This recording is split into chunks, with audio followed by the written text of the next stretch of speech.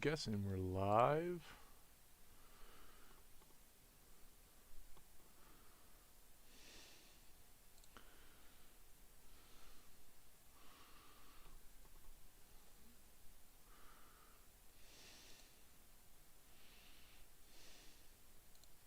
Damn thing.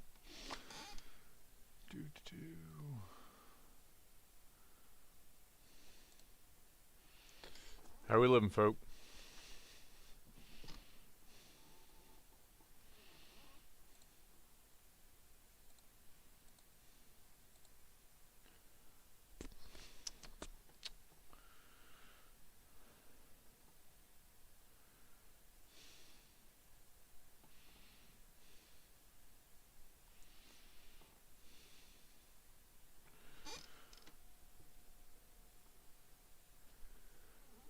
Let's just go around and double check everything, because it's been a hot minute. Move that around, shuffle. Just kind of surrounded by a bunch of stuff. What's kicking, creeps? How's the sound level there, Hoss?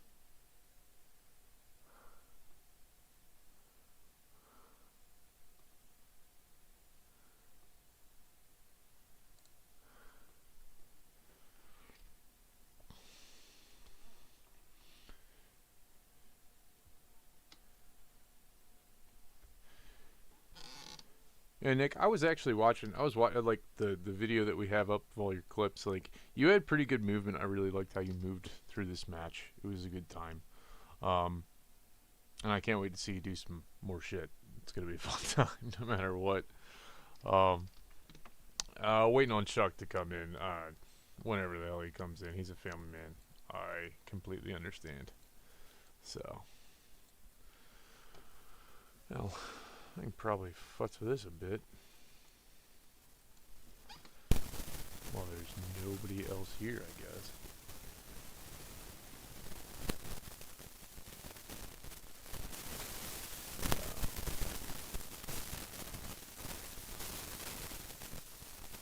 The joys of figuring this the hell out.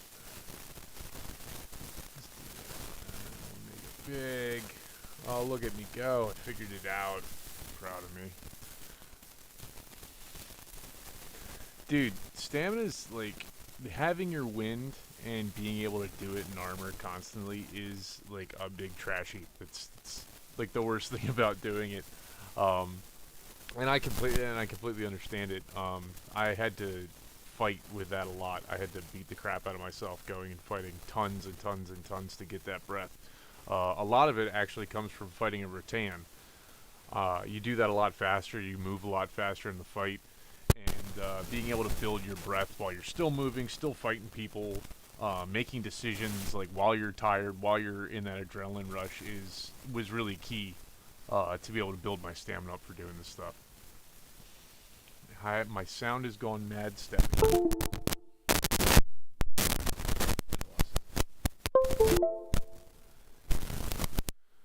Ooh. Is it still mad staticky? I have done HEMA. I plan on doing more HEMA.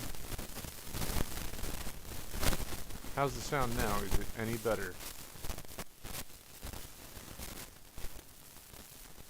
Oh, crackly. Okay, let me 2 seconds. Way better now, huh?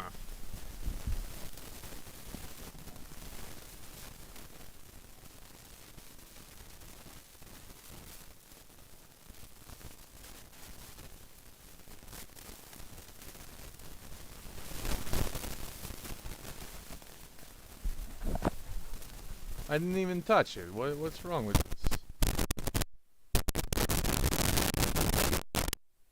Is it still terrible? If I have to give it another set of headphones, I'll be pissed. I'll deal with it. But how would I even make that work? Now I have to do math. Like, this is the worst. Does it sound any better? Probably isn't. Well, at least now it's back to being okay again. Okay. I'll take okay. It might seem like this is a bit of a show. Oh, God damn it! Why does it do that? Why does it do that?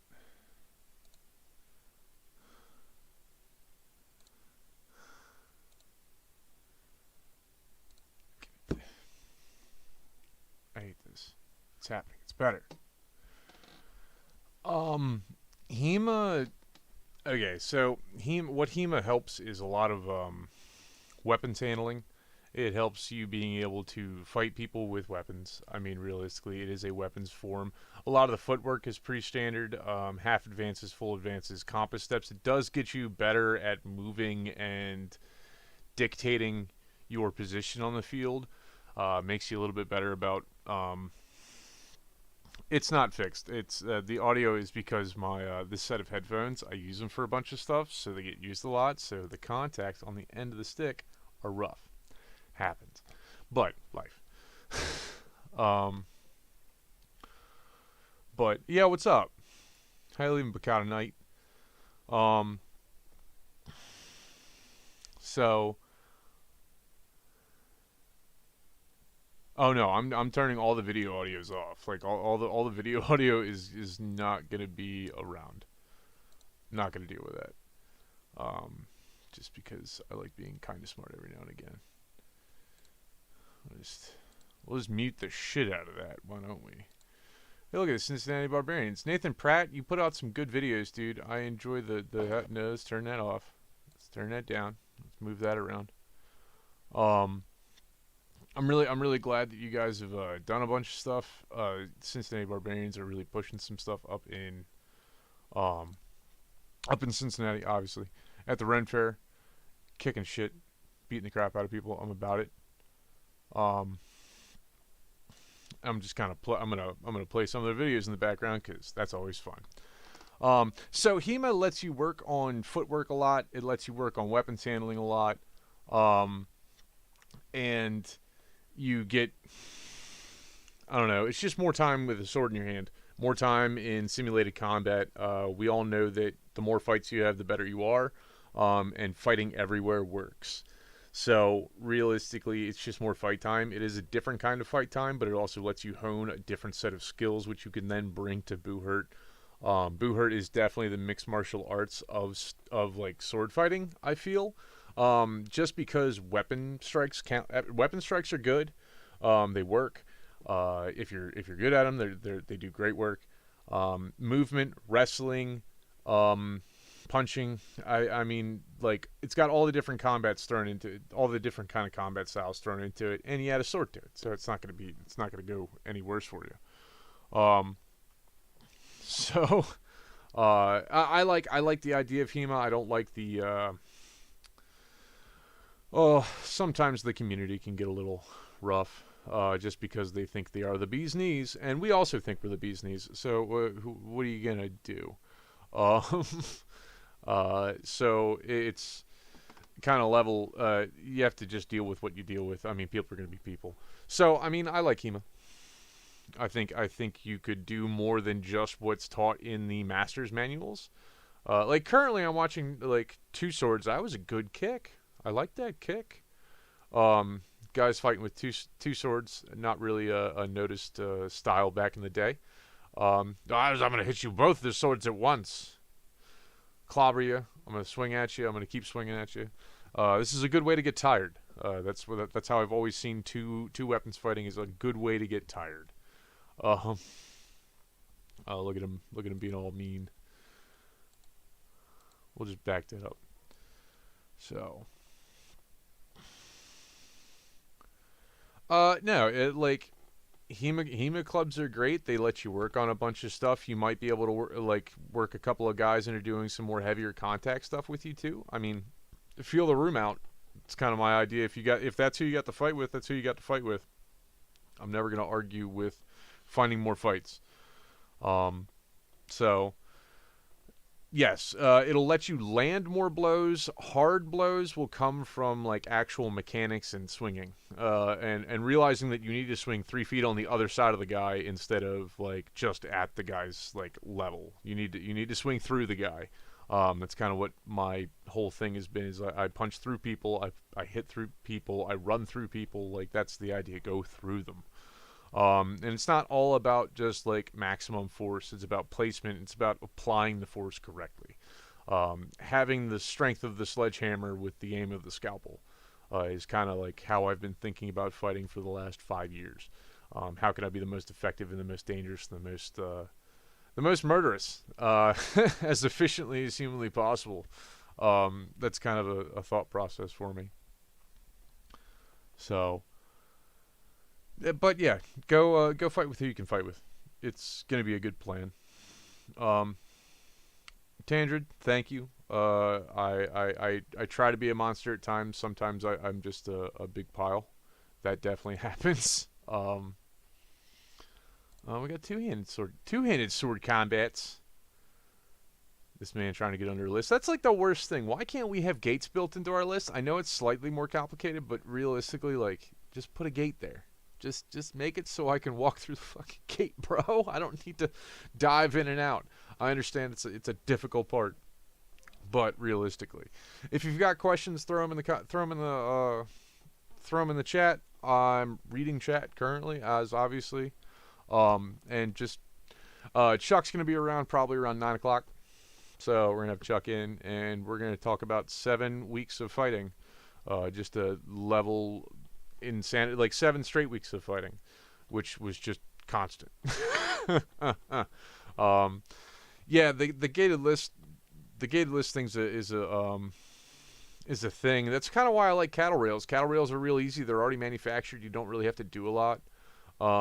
Did we just watch this two-sword combat? Are they fighting again? Did I miss something? Did I go to the same stinking yeah, the new wooden list for the Iron Lions have it definitely has something in there. It has a gate, which is nice to see. Wow, he's just like, how did he just batter him to the ground? Oh, clobbering him. It's clobbering time. Oh, I got 2 swords. They got 2 swords.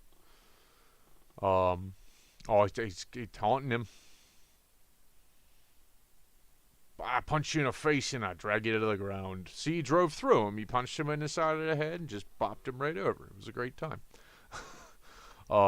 So cattle rails, they work. They look a bit tacky. I can't argue with that. That's not JoJo. I don't know how to loop videos. You act like I don't know how to do that. Oh, I did go to the same damn video. Nobody tells me these things. Why are you gonna let me live like this? So,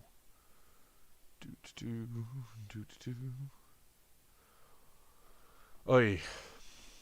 But I hope everybody's been well. I mean, we've had the last 2 months of summer that were actually pretty cool. Going into the fall months has actually been pretty awesome. There's a lot of events happening. I mean, Cincinnati's doing the work. I mean, I'm looking. They've got a big crowd. They've got cheers. They've got lots of people there hooting and hollering. Who's not going to hoot and holler at this? It's hilarious. I think it's the best. So, but we all know my feelings about combat in some way, shape, or form. I feel it's awesome. So, would you say there's an advantage to being left-handed in Boo-Hurt, or does it not really matter in the heat of battle? So being left-handed is evil. You are a mutant. Remember that. No, being left-handed actually does change a bunch of ways that you do stuff. A lot of things get opened up when you're left-handed. Being able to make steps, the problem is that if you're left-handed, usually you're attacking their strong side and you're trying to pick up their strong side with most of the judo throws that we use, like going for underhooks and stuff like that. You're usually torquing to that, like against that side, so you're actually pushing them towards their weaker side, which is actually pretty dope.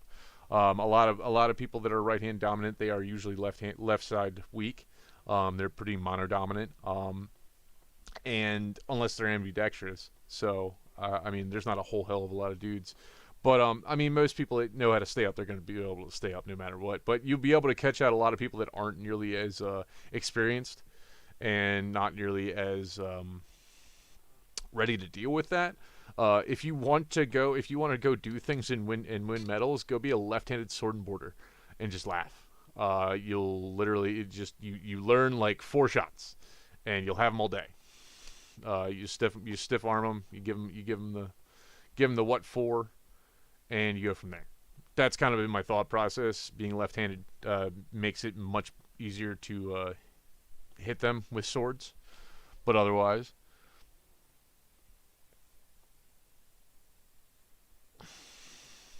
we're gonna watch Battle Royale again because that actually was fun. So, but otherwise, I mean, use it. Like, take advantage of the fact that you're left-handed. Take advantage of the fact that you're attacking their strong side, and you're like using that as the pivot point, kind of thing. I know it doesn't sound right, but it actually does in like weight transfers to my degree. Just because people are more like ready to like stomp down on that side, but if you're able to get it up off the ground, and that's where you're like tipping the weight at, and you're putting it towards their weak side, it's a reasonable point. Beekeeper helmet. Yeah, I mean that's not far off. I mean, I like this idea of a battle royale. I think all the fighters should have just stood inside the list instead of having to crawl in. But at the same time, these two guys are pretty like involved with each other. There's a big hit, but he ran him straight into the rails. He didn't run him parallel to the rails. He ran him like into the rails, kind of thing. You want to push him up the rail and parallel to it, not perpendicular to it, just because you want to be able to actually like knock him over. It's kind of a thing. So gets his now it becomes like a 4-way split here, and they kind of get twisted around. Like he's gonna come over and crack him in the back when he's not there, but this guy just lays some blows. He's getting some hits in, and that guy in the red does not want to keep getting hit. He's got a big old Volge on the end of a club there. And that's actually like a reasonable sized pole arm. I mean, you really wouldn't call it a pole arm. It's not even probably 5 feet. It's probably 5 feet. That's pretty long for most smaller melees. 5s or so. Like a 5-footer is about as long as you really want to be taking into something like this. And it looks heavy-headed. The fact that it is heavy-headed is pretty dope. That's not even all that long. Did he get another weapon? Wait a minute. He got another one. Yeah, he's using a... No, it's a different dude. This guy's got the Volge. Got it. And this guy's got this little 3-footer chopper. He's got the long pole here. Wherever my mouse is. There it is. He's on the ground now. I noticed that, like, here, real quick. We're going to back this up and we're going to pause. No. Come on. Okay. Whoever's butt this is, we're going to look at it. You're on video. You see this butt? It doesn't have any arm on it. You should really wear a skirt, because I can see where your hips aren't protected. I can see where like all of this big chunks of muscle. I'm gonna get that. That's like where I hit things. Gets a skirt. Get yourself a skirt. Just seems a solid play.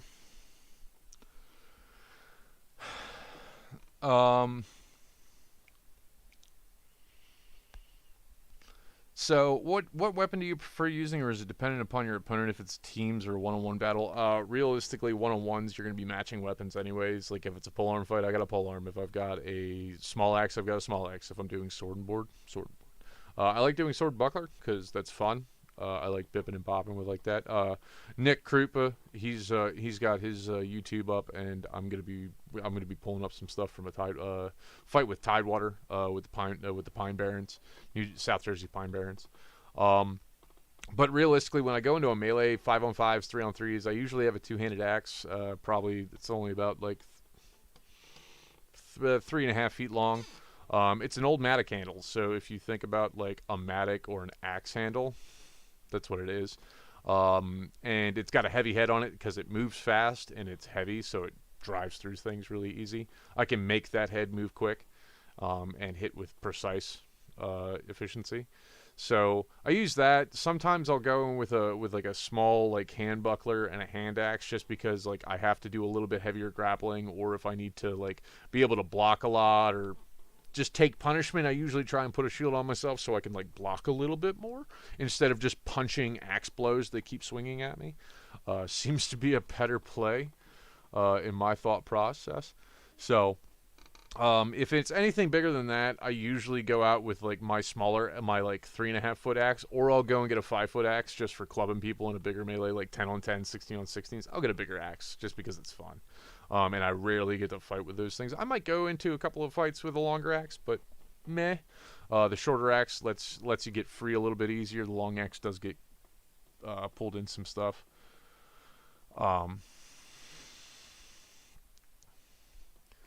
The guy with the mace, it's his first fight. That's dope. I'm glad.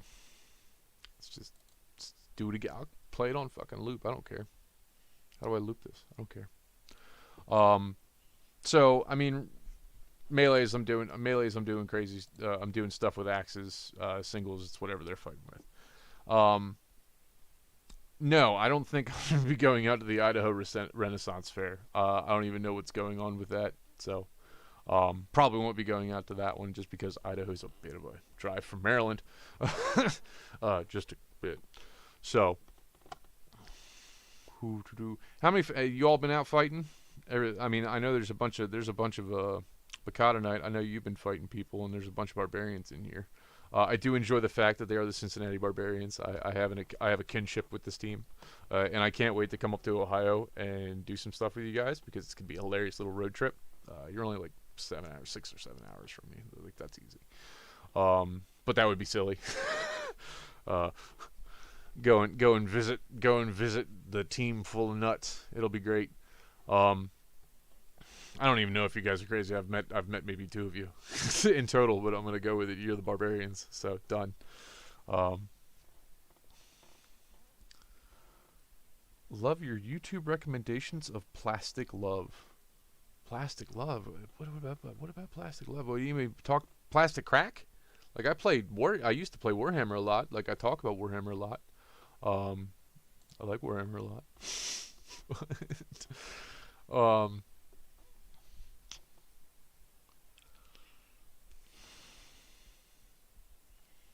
Don't be ashamed of anything. Don't be ashamed of any fight. I've got a lot of moments on video that are terrible, and I hate watching them. But they are what they are. That was the performance, and that's what happened. And sometimes people just get the best of you, and that's okay. Really, you can't let a bad fight or a bad performance, a bad day, really get you down past like the immediate time. You can have your moment of like, fuck. My brain doesn't like the fact that I lost like that, or that we lost like that, or something like that. I get that. I understand that whole feeling. But you can't let it get you down too terrible. And just push past it. I mean, most of you guys are newer anyways. You haven't been doing it for longer, 2 years? So I wouldn't stress.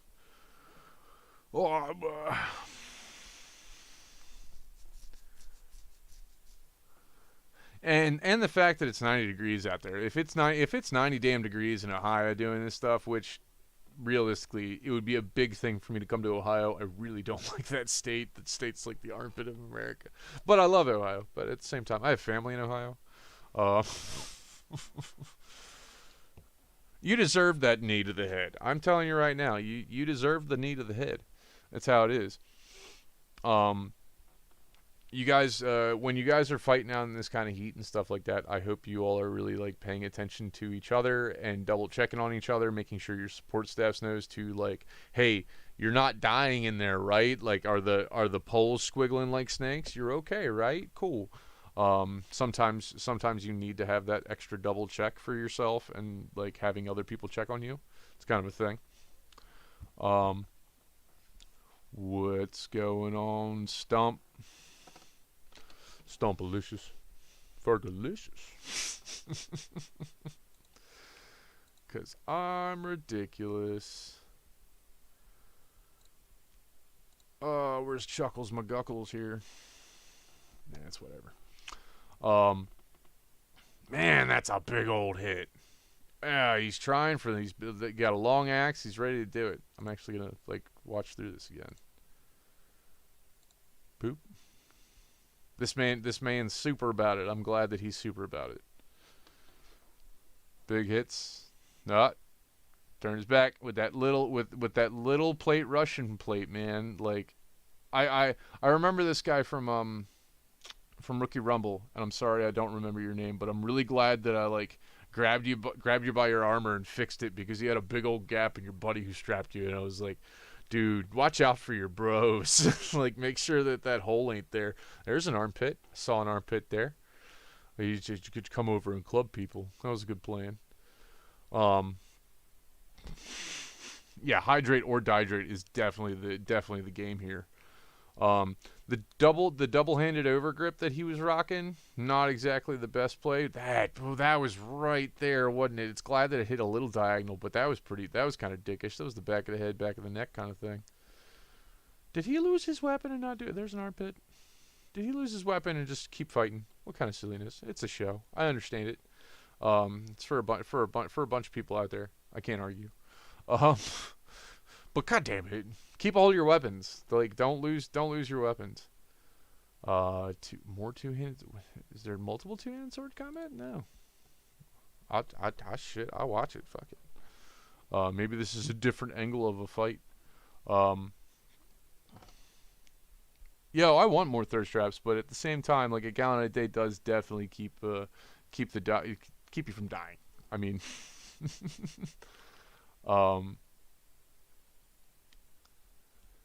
so.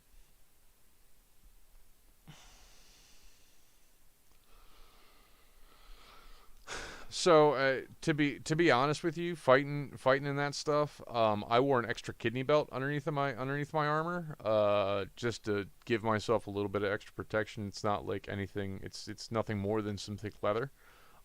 So kind of a thing. Russian plate Rust kits do have that problem, just because they weren't making big plates at the point in time. They were making pretty small plates. There are a couple different kits out there that have bigger plates, but they involve a lot of chainmail, which actually adds a lot more weight, and it feels really silly to add that much weight. Whatever.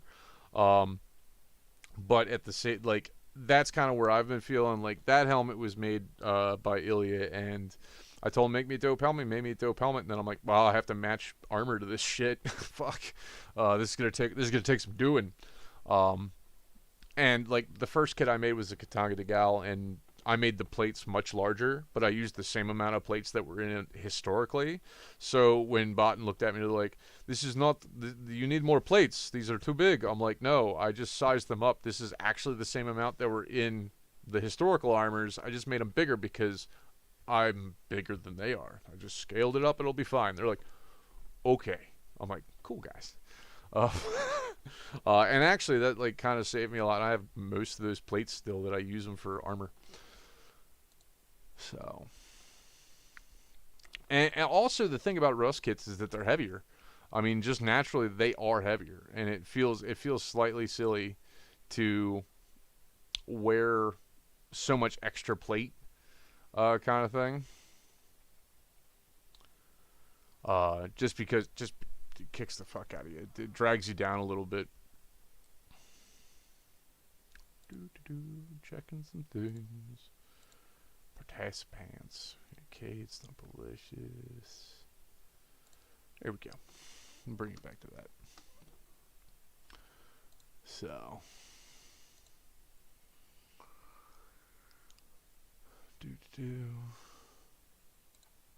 Anybody else make it out to Valhalla? Or Rookie? Well, I know a bunch of you guys are out Rookie Rumble. I don't know if anybody else popped in for Valhalla, or if anybody made the trip. So, giggity goo. Anybody have any questions? Throw them at me. I've literally just been running amok and fighting everywhere I can and trying to do more and more. And I'm going to be putting out more videos on YouTube. I'm going to be doing some more stuff and processing some more things, dealing with a whole lot of life right now, and just trying to keep it moving. Just Sisyphus, keep pushing the rock up the hill. Hopefully you just get out of the way when it rolls back down. That's kind of how that works. Life's a kick in the teeth. It's great. So, I wonder if we have any...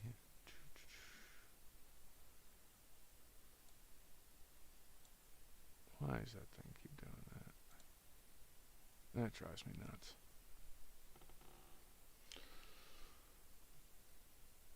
Boop, boop.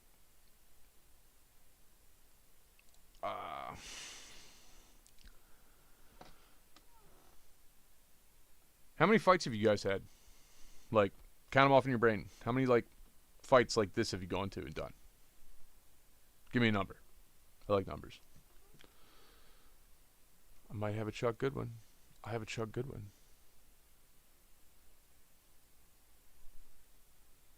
Is that a Chuck Goodwin? That's a Chuck. Hello? Chuck, you're there. I'm proud of you. Yeah. Can you hear me? Yeah, you're really goddamn loud in my ears, but that's okay. That's right, I am. How's the audio over there? You're great. You sound good. Doubtful. Doubtful. How you living, Chuck? I'm great. I'm doing good. Get all the family matters figured out and done. Yeah, I'm working till 9 tonight. So once I was done work, it's hop over here. Really? That's I'm sorry. Oh, it's fine. No, it's fine. I'd rather do this. This is good. Yeah. Wow. So Chuck Goodwin, the Woodchuck Knight that's up in the corner there. I got his little thing and I put it up there and everything. Go ahead, blurb your stuff. Introduce yourself, you malcontent. Sure. So anyone doesn't know me, I'm Woodchuck Knight. I'm Chuck Goodwin. I fight out of New England with the New England Executioners. I've been doing this sport for a little over 2.5 years now, I think. Mm-hmm. I've been in armor almost 2.5 years now. And I've been probably training for almost 3. Nice. And I love this sport, and I like making content, particularly for newer people, people trying to get into the sport, just because there's not a lot of information out there. And when I was researching it, it's really hard to find stuff. There's a lot of cool highlight videos, which are awesome to watch, but like, if I didn't have a school near me, I wouldn't have learned how to swing a sword or do anything. So you kind of fell into the Easter basket there. And yeah, I got real lucky, right? I wouldn't have done this if I didn't have it like right there. So I was incredibly lucky. I couldn't believe there was a school in my state. It was like one of the top schools. So I was like, oh, I just showed up one day. I'm like, I'm going to do this. This looks nuts. Yeah. I want to do it. Yeah. And that's exactly what happened. And that was kind of the thing when I started making content. I'm like, I really kind of just need to give out information to new people, because there are so many I already was fighting in armor before I got into this sport, and I understood like how to build armor, how to take care of armor and stuff like that. But at the same time, I'm like, how the fuck do you find armor? Where do you get weapons? Where do you do this? And I had a bunch of veterans that helped me out when I was in, but I'm like, I would have saved myself a lot of time and problems if I like had some videos to watch that had some information in them. Yeah. So, Chuck, I can send you a link to a YouTube. Are you on a computer or on your phone? I'm on a computer. I'm proud of you. That's better. That's better than most, bro. I know. I'm going to put something in the chat to you in Zoom. This is Nick Krupa put together a cut of all of his fights. Okay. From a Tidewater fight that we did. It was all 3s. This is actually a part of the fall season that we've got running. Sure, yeah. Where I'm fighting with the Pine Barrens, and then there's the Iron Lines, and then Tidewater Dogs of War out of Virginia. And like, people don't understand that there's an amount of attrition and scheduling problems that come into having a season where you have like 7 or 8 fights. Yeah. I don't even think it's 7 or 8. It's probably 6 fights, maybe 4 fights. I don't know. I can't remember. I just show up to when I'm told to go fight, and I go fight. Yeah, I mean, if you come from a different sporting environment, it's hard to understand that like 8 fights can be a lot of fights in a season, right? Like, especially the way that we're doing the chapter matches for really like it's a grind. It's a full event, yeah. So I mean, the closest like big name sport you can put it to is football. Right, where you got baseball's got 180 games, whatever dumb number they have, 182 games a season. Yeah. And it's because you spend most of the day standing in the field waiting for the ball to come to you, or you sit in the dugout waiting to get up to hit. Right, you're not like exerting. And then football, you're going bashing yourself for that full game against people, and you literally can't play more than certain numbers of games without getting injured. Yeah. And Also, this is football has a that. lot of like we have a lot of little breaks, but I think our level Yeah, of intensity is higher a bit. we're just safer. Well, yeah, because we're wearing It was 60 pounds of safer. gear. Or it's safe. Like so but I mean it's the same thing where you can't train, you can't fight every weekend forever. Like as No. individuals can, you can do duels or pro, you can do that. Mm-hmm. But as a team, you're going to have injuries, armor breaks, like life's going to get in the Just way. not being able to show up because of Show up, yeah, as much. some It's stuff. not like a soccer league. We're going to come by every Tuesday night and play for an hour and go home. No. So yeah, you have the commitment levels can be so different. So yeah, eight games in a season, 8 games is a lot to do. And we saw that with the Tidewater and the Pine Barrens fight because we had 4, they had 4 or 5 I think, and then there was a couple of mercs that showed up from the Iron Lines, and we decided to do 3s instead of trying to do like Iron Man 5s for a chapter Yeah, that's match. a better call. Yeah, generally. I don't like 3s nearly as much because it does turn into 3 1-on-1s. Agreed. But My first year was just 3s. Yeah. So all I did was Knights Hall chapter matches, and then the first big fight I did was 10s. So I didn't do 5s until I went to Detroit, I think.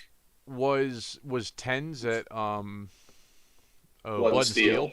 Yeah. Yeah, the first Blood and Steel I went to. And I think the first 5s I ever did was when I went to Detroit, and you were fighting with Wheel of Pain there. Yeah. I think that's the first time I was ever been on a field with 5s. And I was wonder like, if I don't know can what I'm doing. find. I wonder if I can find those fights. Yeah. But so 3s, I actually figured out a couple things about 3s, which I actually find hilarious. Okay. Manufacturing a numbers advantage, right? Like manufacturing field position to where you're actually able to make the numbers game work for your team, even though it's so small in numbers. Okay. Basically making the 2-on-1 happen for some, like on you, so Yeah, 2-on-1 yeah. happens somewhere else. Yes. It's been a thing that I noticed doing this stuff, and I'm like, well, if I come up and I'm really aggressive, my 2 guys can jump the one dude that doesn't attack me, and then immediately come over and help me. Yeah. Being able to manufacture that, I think that's possible for just about everybody in this sport to be able to draw that kind of aggro and drag that kind of attention. If you're a runner, sometimes you want to outpace people and you want to get out of the way. And just kite them around a little bit. Sometimes you can just go up and be a big bruiser and swing at some people and just yell and go like, hey, you have to come fight me. Or you do something drastic where they follow your attention. Yes. So, just some goofy, fun stuff. I'm going to go ahead and hit play if you're ready to watch these things. I'm at 1503. 1503? What do you mean 1503? That's what the tape is that you sent to me. It loaded up there at 1503 when you sent it to me. Back it all the way up to the beginning. That's what I was making sure. Okay. Yeah. All right. All the way back to the beginning. Here we go. 3, 2, you set? Yep. Go. All right. And it's all cattle rails. It's a slightly smaller fence. I mean, what's that? I think those are 10-foot sections, so it's probably 30. It's 30 feet by 20 feet. 20 feet, yeah. Which Hey, man, I love the door. Oh, there's a door. I love the door. I love the door. I literally was just making commentary watching the Cincinnati Barbarians fights that there isn't a door in their list. And I'm like, doesn't that suck? Just build one, damn it. Yeah. I literally will tell my team, I'm like, I'll fight 2 or 3 melee rounds in a row. Don't make me come out. Yeah, don't. I don't want to crawl underneath that thing. I just don't. Yeah. I'm going to stay in as long as I can if I don't have to. Yeah, and then I'll die, and then I'll roll out, and you can put someone in for my place. I don't want to rotate every other one. I don't want to do that. If I'm still up at the end of the round and I can't roll out of this motherfucker. Yeah, I'll fight one more, and then I will find a time to die correctly. Yeah. I love the picture of the there are no airbags, we die like men. Yes. It still makes me laugh. So yeah, I just walk up really aggressive. I grab one dude, and then Krupa comes over to immediately attack me, and I'm like, okay. Yeah. My guys missed Sean and I think that's Turok missed the I think that was a new guy. They missed their opportunity. They were 2 steps off of just blindsiding that dude and putting him on his ass. Yeah. Because I dragged a dude around with me during the round, trying to fight him. And then it gets stuck to this 2-on-1 situation. Yeah. Or a 2-on-2 situation. And everyone goes down. Everybody falls down. Everybody goes down. I mean, I fight again in my limited experience with it. Like, I like to draw the 2-on-1 against the rail whenever I can. Yeah. Oh yeah, he has his GoPro footage. Oh yeah, look at that. That's fancy. Yeah. There's actually a couple of funny moments where you just like see me walk off of screen. Yeah. He actually tells this guy, he's like, "Hey, you're on Paul. Just wrap up on him and don't let him hit you." Yeah. Oh, thanks, guys. Fair. I know the game. It's not news. Chuck, as a fellow troll, not in the socio-political sense of making people like want to gouge their fucking eyes out. But as a larger size individual, do you notice that you usually end up fighting two guys at once most of the time? Pretty often, yeah. I'll often get the 2-on-1s, on a regular basis. And honestly, like, I'm not that uncomfortable in it. It's usually okay to do that. Also, the guy on the far left here, far left, that's actually Charlie, apparently. Really? Yeah. No, Charlie out of Jersey. Oh, okay, yeah. Okay, yeah. Gotcha. Okay. I find that like sometimes even like against the better fighters in the league, I'd almost rather have one of their other fighters have a 2-on-1 with that bet, so that guy can't make the throw he wants to do. Yeah. Because he's hanging with, and his buddies pull me the other way, and I kind of just bounce off and survive a little bit longer. Yeah. So like it can be an advantage when people aren't working together. And I think at the mid-level of our fighters, most of them we don't work together in 2-on-1s. They pull opposite ways. Yeah. Right. You just kind of hang in there and survive and hope that you're giving your team that advantage and that they can take advantage of it. Yeah, and that's kind of been half the time what I see in my fighting is like, oh, I'm stuck fighting 2 dudes, 3 dudes at a time. I'll just have to like survive and hopefully my team picks it up. Well, and you see the evolution of fighters, right? All of us fight from our head down. Yeah. Right. You start with the overhead, and then you finally get grappling with your arms, and eventually you get to moving to your hips and legs. Yeah. Right. And that's when people get dangerous, is when they're good with their legs. You have to put all of the pieces together to make it work. Yeah. Kind of thing. Yeah. So when if someone's just fighting me with their arms, like, okay, well then we're gonna do pretty much the same thing. It's probably even-ish, or I'm better, depending on the fighter, right? But like pause the video real quick. Yeah. Yep. It's paused. It's paused. Go back to 346. All right. And 3, 2, 1, play. Go. So I come up here, I'm like, oh, there's a 2v1 over here. I'm gonna manufacture this thing. I'm gonna go over here and hit this person. Yep. They'll just trail behind. And then make it the 3-on-2. Trying to manufacture and change the sides a lot. I think in 3s, this is not a huge field, but it's a decent side field for 3s, and you can do that movement here. Mm-hmm. And I'm a big fan, and I'm just getting to doing this more consistently, of when that bigger guy like you does the field cross field, because people aren't expecting it. No. Right? The small runner guy comes out, he starts bouncing around, he's all hoppy, he's jumping. Well, I'm watching for that guy to cut. Yeah. Immediately, right? It's when the dude comes out and lumbers, and you're like, oh, he's just going to lumber up and fight. And instead, he explodes and cuts across. You catch people off guard with it. It's a big thing with Ian Kansky as well. You don't let that guy get open space. Ian's the same way. You watch Ian, you're like, oh, Ian's just going to lumber up. All of a sudden, boom, he's moving, right? Yeah. I've caught a ton of people off guard with that because I literally waddle up like a giant baby, right? Like, and then all of a sudden I'll plant and cut, and that if I can time it right, that the other person's head's turned away and it's either a cross check or at least going to throw them off, and I can spin out and hit another person. Yeah, you have that basketball cut. That's pretty much what I've been working on, is using that at that 45-degree cut, because you can just do it off a plant and go. I worked. I took most of my juking from soccer. Yeah. Where it out juke people and out step people. It was just fun. Yeah, it is fun. It's just. I honestly think. Go ahead. No, you go ahead. Fuck you.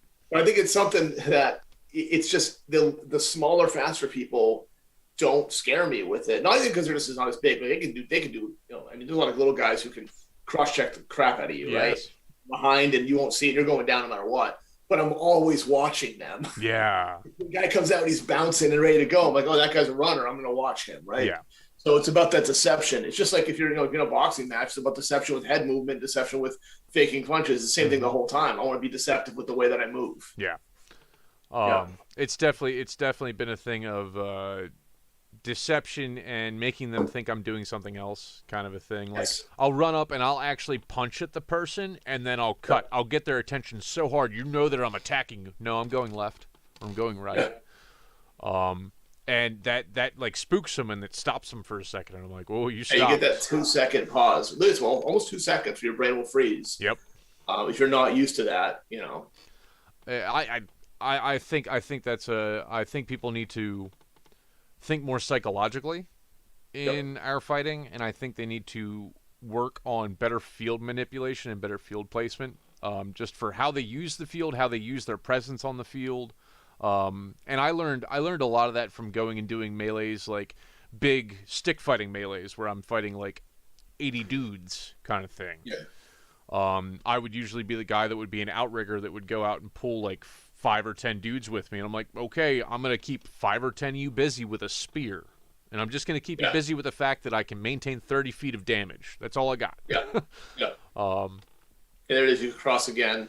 Did I cross? Yep.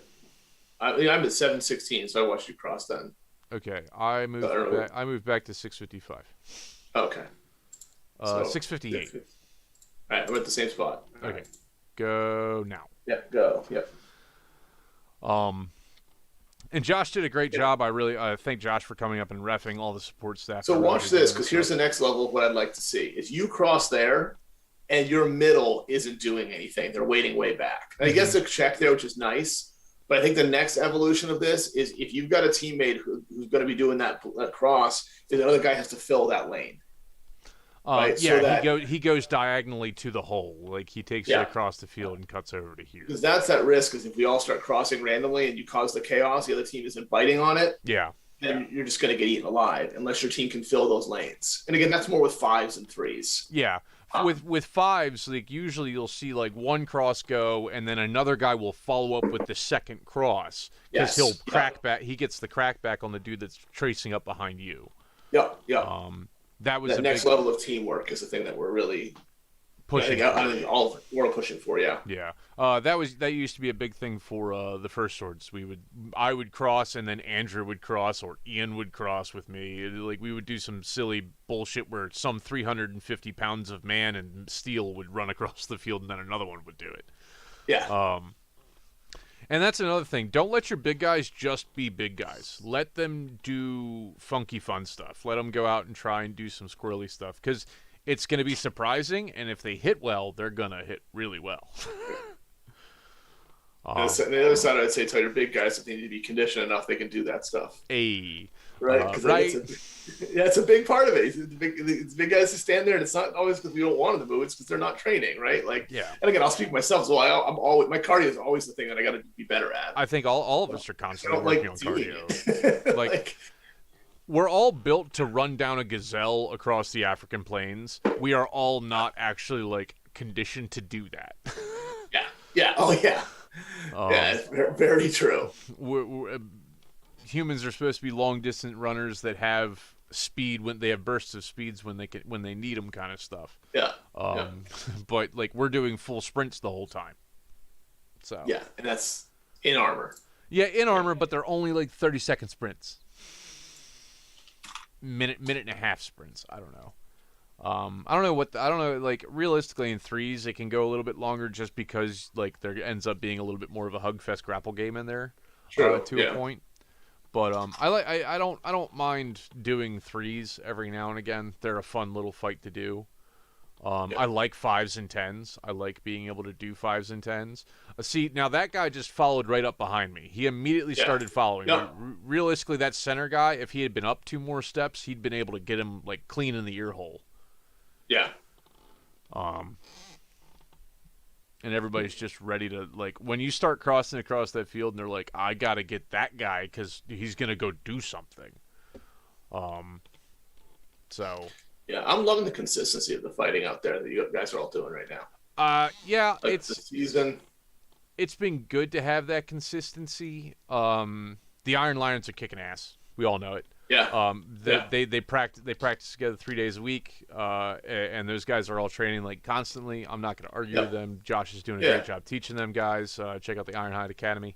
He does great work. Hopefully he gets. I think he got cleared. I can't remember if he got cleared to go back to fighting or not. He was looking at it. I don't know if he did or not. So. I think he had to deal with that today or something like that. Okay. But that's another thing is like injury maintenance. It's like maintaining your body long enough to be able to do a full season, or do 7 weeks of fighting, or some other ridiculous thing. Yeah, that's an area I've been really curious about. I haven't really put the mental effort into it too much, but I wonder and again, someone may have done, maybe they're doing it in Russia, I don't know, but at the higher level, what is the year-long training regimen for the sport, right? Yeah. Because you can't train at the highest level all the time for any sport. He'll kick the fuck out of you. You'll kick the fuck out, you'll get injured, you have your body needs recovery time. And again, I go back to football, right? If you look at football, pro football players in the offseason, they put on weight, they relax.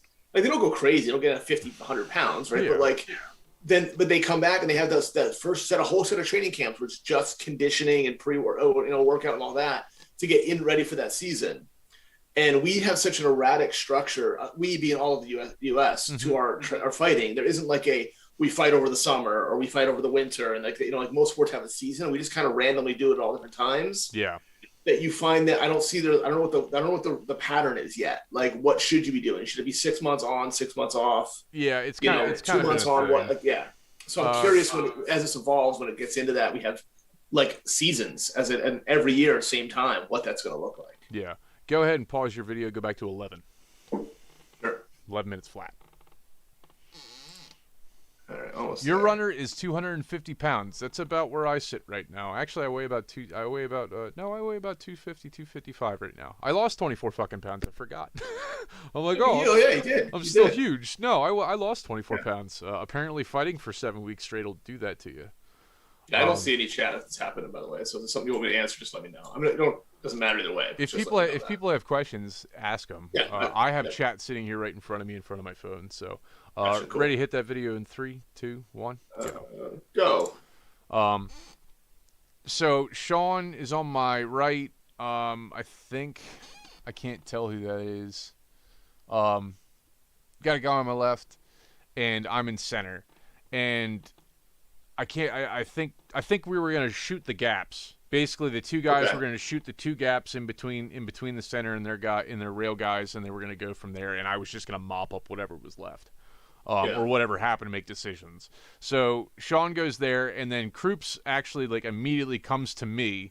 We start scrolling around in the middle, and I actually got a push and a kickoff on him. Yeah, that was nice. Keep doing that middle of the field spinning shit drives me nuts. I hate spinning in the middle of the field because that usually means my happy ass is gonna go to the ground. Centrifugal force is a bitch. Yeah. So, I think that's an area that I want to get a lot better at in the next year is open field fighting, because I've pretty much played rail. Yeah. Right, that's the position I play on their team. That's pretty much where I am most of the time. And when we were doing chapter matches at the hall prior to COVID consistently, that hall list is so small, and those pillars are in the middle of it. You just turn it's a rail fight all the way. Yeah, there's no open field. It's always a rail fight. Yeah, so I've gotten pretty comfortable on the rail, which is great, but I haven't really gotten to where I spend a lot of time open field and being able to learn, really in that versus a couple random moves. That worked or that didn't work. Hey, Chuck, did you fight last weekend? I did not. No, I did not. The Daniel Leclerc asks. No, I was not there. It was my anniversary last weekend, so I didn't fight. Oh, there. Oh, yeah, you did go out for your anniversary. Yeah. This is some sword and buckler fighting. This is actually me versus Nick Kroops. I see that. Yeah. Is this check out the salute that I give him. Yeah. It's I'm gonna slit your fucking throat. I did that to Brandon Allen Ross at our nationals. I just drug my saber across my throat. I'm sure. Yeah, there it is. Yeah, I'm sure. We were on the same team though, for the melees, and we were fighting sword and buckler. I think this is Nick's like first or second time fighting with a sword and buckler, and that's cool. I was just like, okay, just keep moving and stepping and stepping. Back it up just a minute there. To where you want? 13. I'm at 13-12. Okay, 13-12. So Got it. I don't know how much I was doing this during the fight. We're gonna watch it, but when you back up in a sword fight, you back up and curl. I think that's like any fight. You back up and you turn as you back up. You don't back straight up because they can Don't move back straight up. faster than You you want to can change forward. angles. Yeah, you want to change angles, and they move faster straight forward than you do backwards. Yeah. So I just let him keep pushing. I start curling. There's the big curl.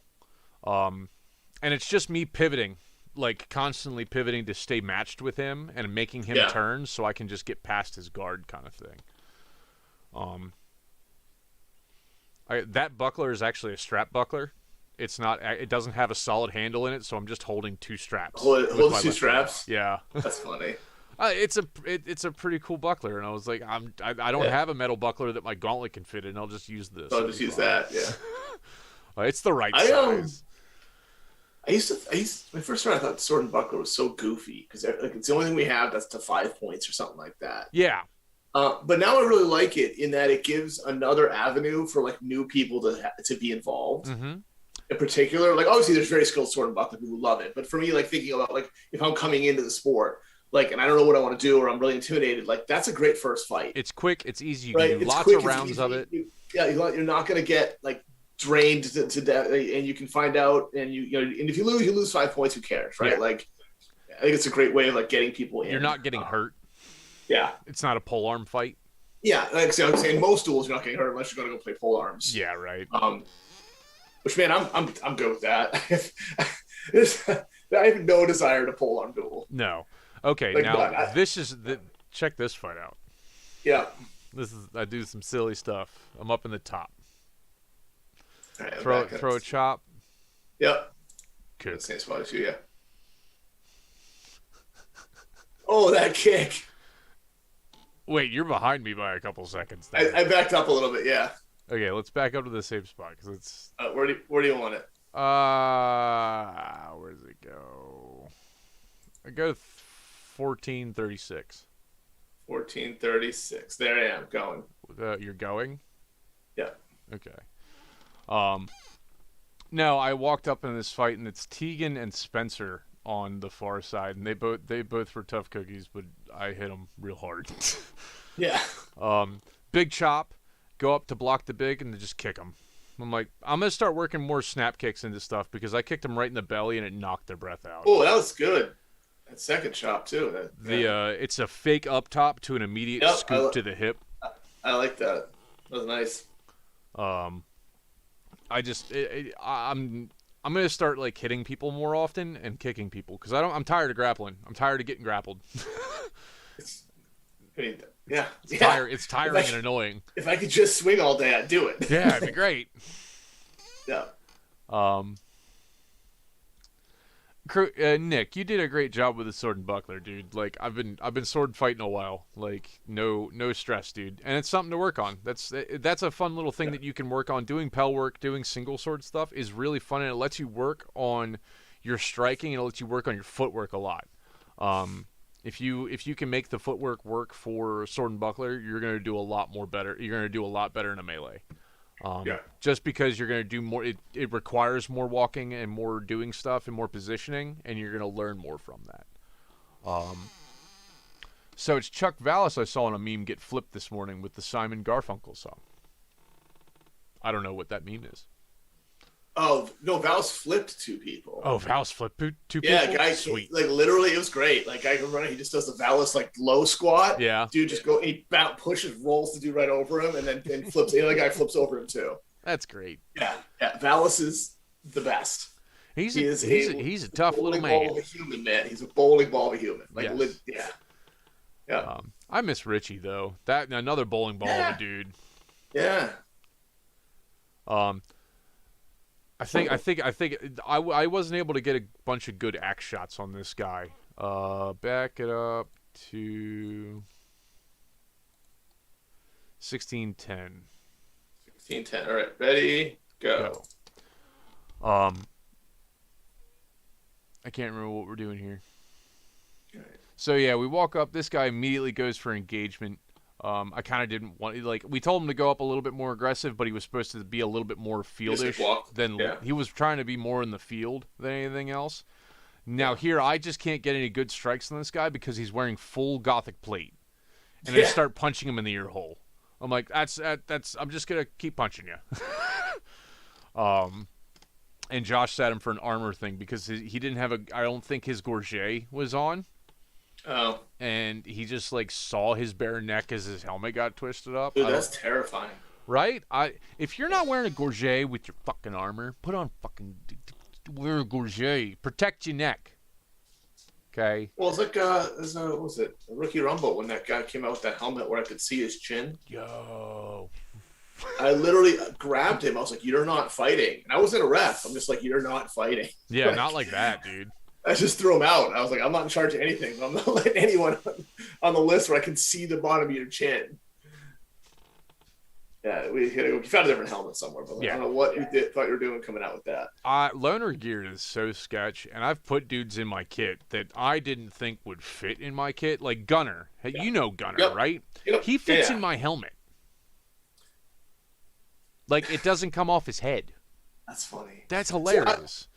I think loner kit is full as far as full body is fine as long as the guy, as long as if it's my kit, I'm giving it to a smaller person. You can always cover everything. Yeah, it just won't be comfortable. Yeah, it's loner kit helmets that scare me.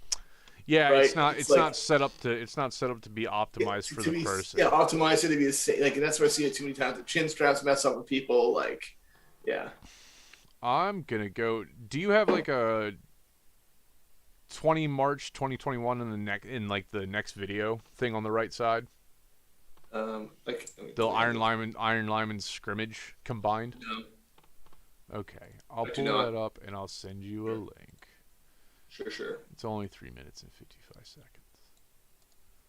So JoJo's gonna read me the riot act later. Like, you are being silly. Why are you doing this the way that you're doing this? Yeah. I got the link. I'll pull it up here. Shout out to the Pine Barrens. I'm really glad I've been fighting with those guys this season. I've been having a lot of fun with those dudes. They're strong, and they're a strong group of people. I like fighting with all of them, and I'm really glad I've definitely seen some progression in this season. And when you can see like skills building up over 4 fights in a season, like, you know that fighting more makes it better. Yes. It supports the idea wholeheartedly that if you fight more, you get better at fighting. Weird, huh? Wahoo! You do something more, and you're gonna get better at it. Why are there no Saleh helmets in Boohurt? There are Salehs. There's just not very many. I mean, that's what a lot of people in Andre's crew wear. Yeah. A lot of people had Andre, they have Andre Salehs. Those are also made out of stainless steel, and they concern me sometimes. But I think it's a couple things. One, Salehs are usually later kit, right? Mm-hmm. So you're going to have nicer plate arms, plate legs, plate arms. It's even more like fancier styles. Yeah. If you go to the HMB world, you got to match everything up exactly. Mm-hmm. In our world, it's a little more flexible. You can see more, but they're still also tend to be more expensive and harder to get. Yeah. So I think it's a lot of, like, my helmet is the helmet I got because it's the helmet I could get when I started fighting. Yep. I mean, you're running a high nasal, right? Yeah, I'm running a high nasal, yeah. Yeah. I call it a high nasal because it has the higher swept back point. Yes. And it scoops into the back of your head a little bit more, right? Yeah. And I don't know, Salehs weren't really all that hyper optimized to really be. They've got that long narrow slit that goes across, and they usually just have this falling bluff down here that doesn't give you a lot. Well, I mean, you think optimized, right? The two most optimized helmets are going to be the nasal and the wolf rib. Yeah. Because they're both really just bars over your face. My nasal's a football helmet that I put chainmail over to make it look medieval when you really look at it. Look at it, right? So I could. When people started to talk about helmet horrors when I first got in, I was all like, "Oh, my head!" I was like, "That's not a thing." It's not a thing. I was just I put a helmet on. I was like, it's fine. I wore football helmets when I played football. I wore motorcycle helmets riding a motorcycle. I put this helmet on and I could breathe just the same. Yeah, the motorcycle helmet gives you a little bit more because your breathing is kind of restricted. That's tighter than my other helmet. You squeeze the cheek in and stuff, right? Yeah. But the real for me, it wasn't helmet hard. It was called exhaustion. It was just Like that's what it was tired. the first time. I would be very tired and think I was going to die because I never run around in this much weight before. I think the other thing is the fact that you're coming in as an older guy.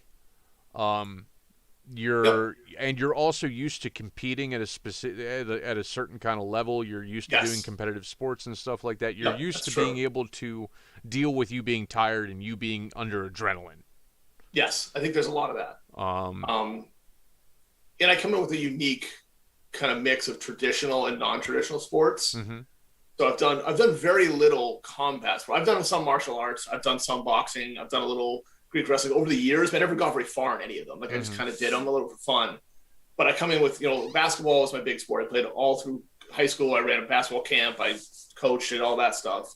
1,000 hours in the gym and whatever. Come from a basketball family. Everyone in my family played college ball. Yeah. Except me. Except for me. I'm the one of the 5 that didn't, right? Like I could have played D3 and I didn't. Aren't all of your siblings like huge? Yeah, I'm the shortest of my brothers. They're both 6'4". Yeah. And you're like 6'2"? I'm 6'1", and my sisters are 5'10". So like it's and then my sister's husband who is 6'9". Jesus. So like so like every time our family's just gigantic.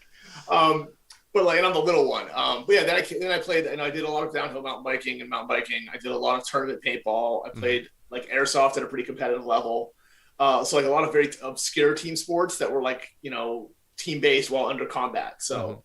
And I actually found a lot of parallels between paintball and this sport. Tournament paintball and this, because it's 5-man teams. Mm-hmm. It's communication across the field. You're behind a mask. It's loud, and you never know what's going on the other side of the field unless you're yelling at each other. So there's a lot of similarities to it. You're making a lot of decisions under duress. A lot of decisions under duress, right?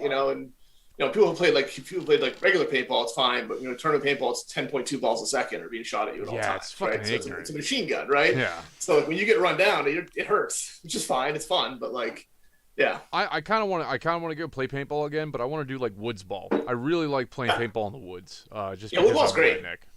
Yeah, well, it's great. I like the speed. I like it's like the speed of running off the box and sprinting and like firing a machine gun at somebody essentially. See, that's the thing. I also like my first person shooter like choices. I like playing PUBG where it's slow as shit and I build up and I work my way around and I can snipe people and I can do goofy stuff. I don't play this Twitch bullshit. Oh, see, mine was Twitch. My speed. My position was the 50. The yard line of the field essentially. So like. A yard. I'm 50 at the middle of the field. We call it the 50.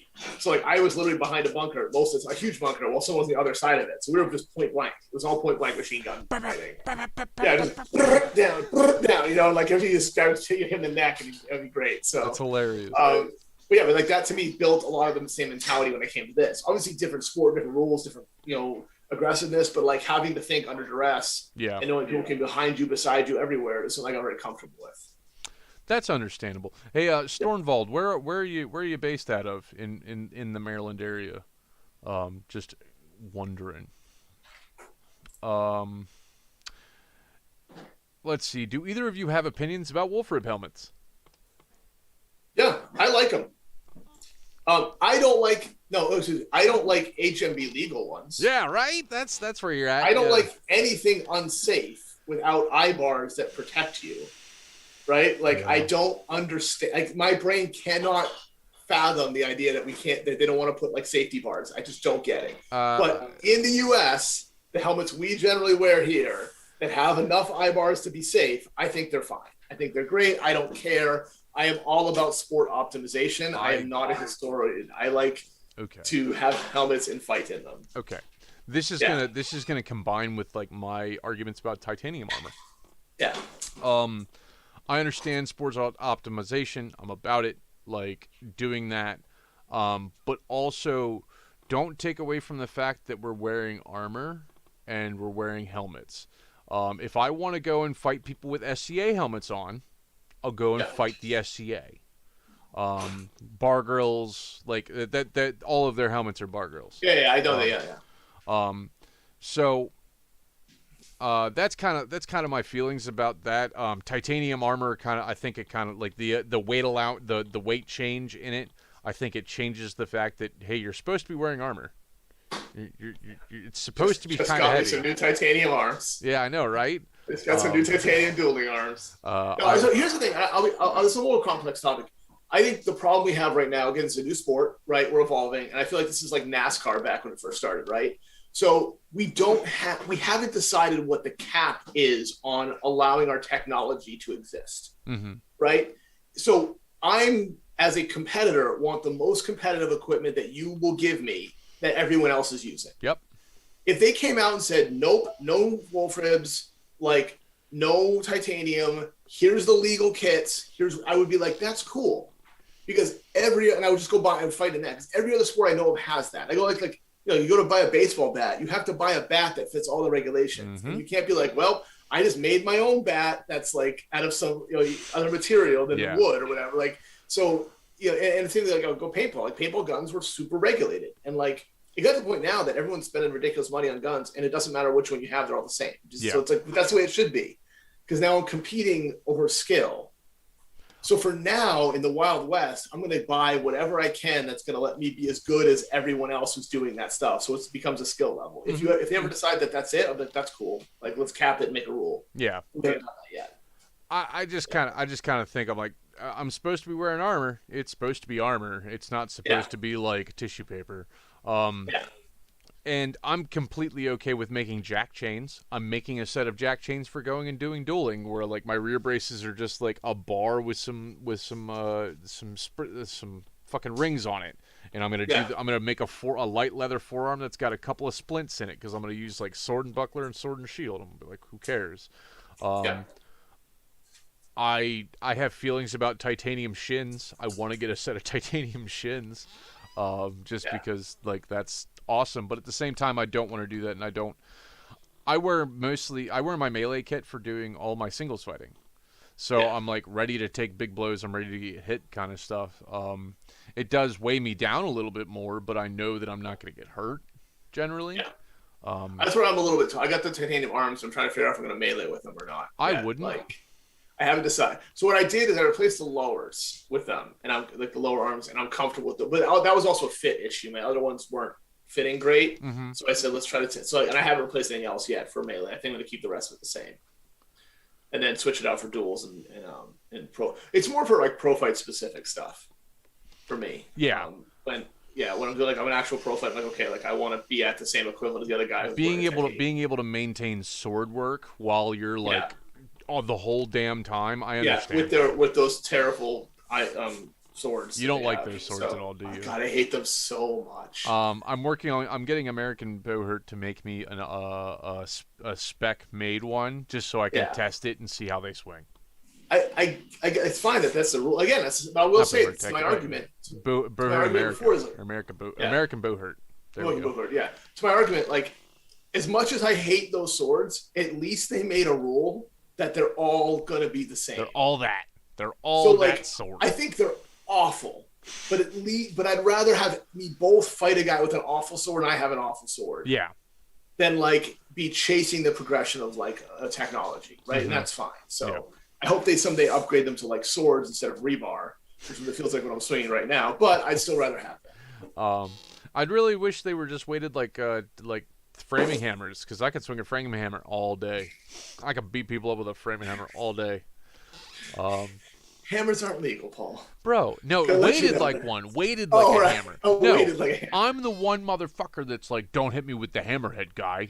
Yeah. Who then gets hit with the hammerhead guy. Yeah. I'm never letting it die because that was real. That happened. Don't get hit by hammerheads. Don't get hit. And they cut out the video. They had it up on YouTube for a minute and then they cut it out. I have officially. I don't have any power to do this, so I can't officially do this. But I've officially banned Brandon for ever having a hammerback hammer. Oh, really? Yeah, because if you watch Brandon fight, the number of times that axe has swung the other way by accident in his hand, and he's just beating a dude to death with the back of a pipe. Christ. And I'm like, so I was like, I've seen like 3 fights where he's done. I'm like, dude, you can't have that because it'll swing on you and you're gonna murder a human. Well, I also I made a video like a month or so ago where I talked about putting like little things on your handles so you know which direction your axe is in. Like putting little a piece of string on the inside where you can feel it inside your hand and you can swing it right. I think that if you have a problem and you're noticing that you're like spinning the handle spinning in your hand, like Just put a little cheat there and give yourself an index. That's what I called it. Give yourself an index to know where your axe blade is, so you're actually hitting them with an axe blade. Yeah, I'm actually going to do that on one of my axes because I don't like the fit of the handle. I think it's going to help adjust the handle grip a little bit and give me that index. Yeah. I do need to do a video where I take you asked about the Matic handles and if I was ever going to show people how to take a Matic handle and make it into an axe handle.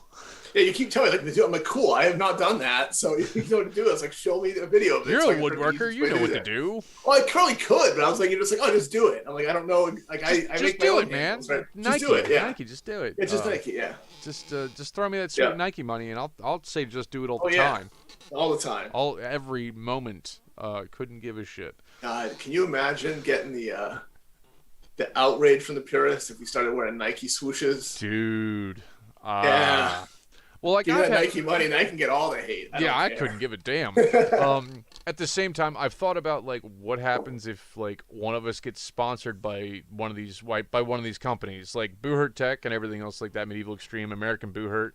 If they like give a guy a bunch of stuff and they want him to put a patch on his tabard, how pissed off are we gonna get about that? If it looks, if it doesn't look all that bad, I'm not gonna argue with it. If it doesn't look like hugely modern, I don't care.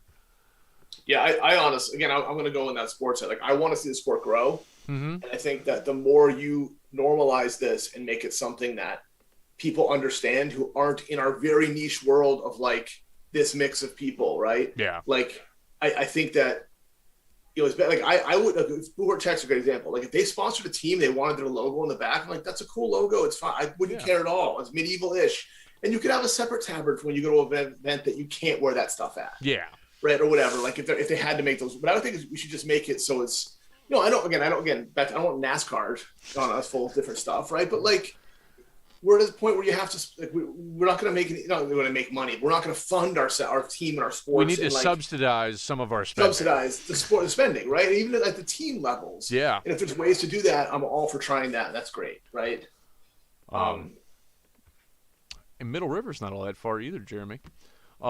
So AF Dean says titanium armor makes Boohurt a lot more doable for smaller fighters like me. I can fight in steel armor, but it would really make me a lot more able to match the guys in titanium, I think. I can't speak to that being a big dude. Like, I'll be honest, I have no idea. I'm gonna speak to it in the idea that you're smaller. There's a lot less armor on you. There's a lot less space to cover on you. I made a comment. I made a comment on two of the Chuck's fights. I think it was you, Chuck. Yeah. And Valis, where I'm like, there's 28 pounds of difference in the starting weights out of armor, but there's 12 pounds of difference in gear, as well. Yeah, that's true. And I'm like, I think there's truth to that. The helmets are just as heavy for everybody. Yeah, helmets. Good. Yeah, helmets should be heavy all the time, right? Yes, that's the safety all the time, thing, right? Yeah. But the body armor and everything else like that, they have a lot less room to cover. They have short arms. They got smaller round arms. I don't know. I'm a yoke. I do know that I look at some people who can fit their entire kit in like a regular suitcase, and I can barely fit mine in like the full Home Depot Lowe's tote. Like, it barely fits, and I'm like, okay, like there's some definite slates different. You assholes, you small bastards. I have to pay for a second check bag. Actually, no, I use Southwest and I get two. And then I just take all of my armor that can be taken off of a Gambison and everywhere else and stuff it into a personal item and a carry-on bag. Yeah, so you're carrying really 3 bags of armor, which is what I do too, right? Yeah. And every time I get checked at security, they're like, what's this helmet? I'm like, it's fine. It's the most expensive part of my kit that I don't want getting lost. Yeah. That's what it is. That's what it is, yeah. Oh, no, every time they see that thing inside my shit, they open it up. They're like, that thing looks silly as fuck. Yeah. So, where were we at on that one? Titanium. Yeah. That's a fair point. I'm borrowing gear currently, and a 5'6" person in armor, a much taller, bigger person ordered originally is a rough time. No shit. That doesn't fit. That just don't sucks. fit, bro. That just sucks, right? Like, borrowing kit is the way you start this. I get it. We all have to get into it and try it. But again, I'm 2.5 years into this. I am on my 3rd set of arms, essentially. because I got splint arms with the kit I got used, Yeah. which were terrible. I mean, they worked, but they were heavy. Yeah. Then I got an affordable set of plate arms that weren't great, but they were an improvement. And now I've moved on to a good set of titanium that I had made for me, right? Yeah. So like that's that evolution.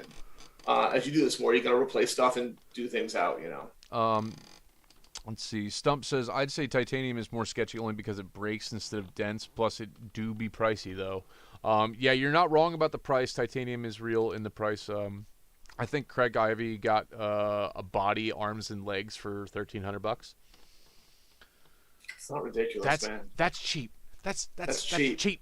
Now, is that a melee or pro fight kit? Because there's a real difference in like the amount of safety. I don't say the amount of titanium that's in those kits, right? Like, I think it might have been a singles kit, which actually. Yeah, I think the singles kit's really light. I think. I honestly, I'd have to go back and look at what I paid for my arms. I was surprised at the price. They weren't that bad. It's also Eastern European stuff. Yep. So, yeah. Ian Kansky caught. I think Ian Kansky caught a full suit with gauntlets, not a helmet, for $2,000. Yeah. And that he wears that for melees, and he couldn't give a shit. Yeah, I gotta. I mean, I can't. I have to go back and look. There was all conversions and stuff, and I forgot when I paid. But I think I was like, okay, it's not cheap. No armor's cheap. Don't get me wrong. Nothing's cheap in the sport.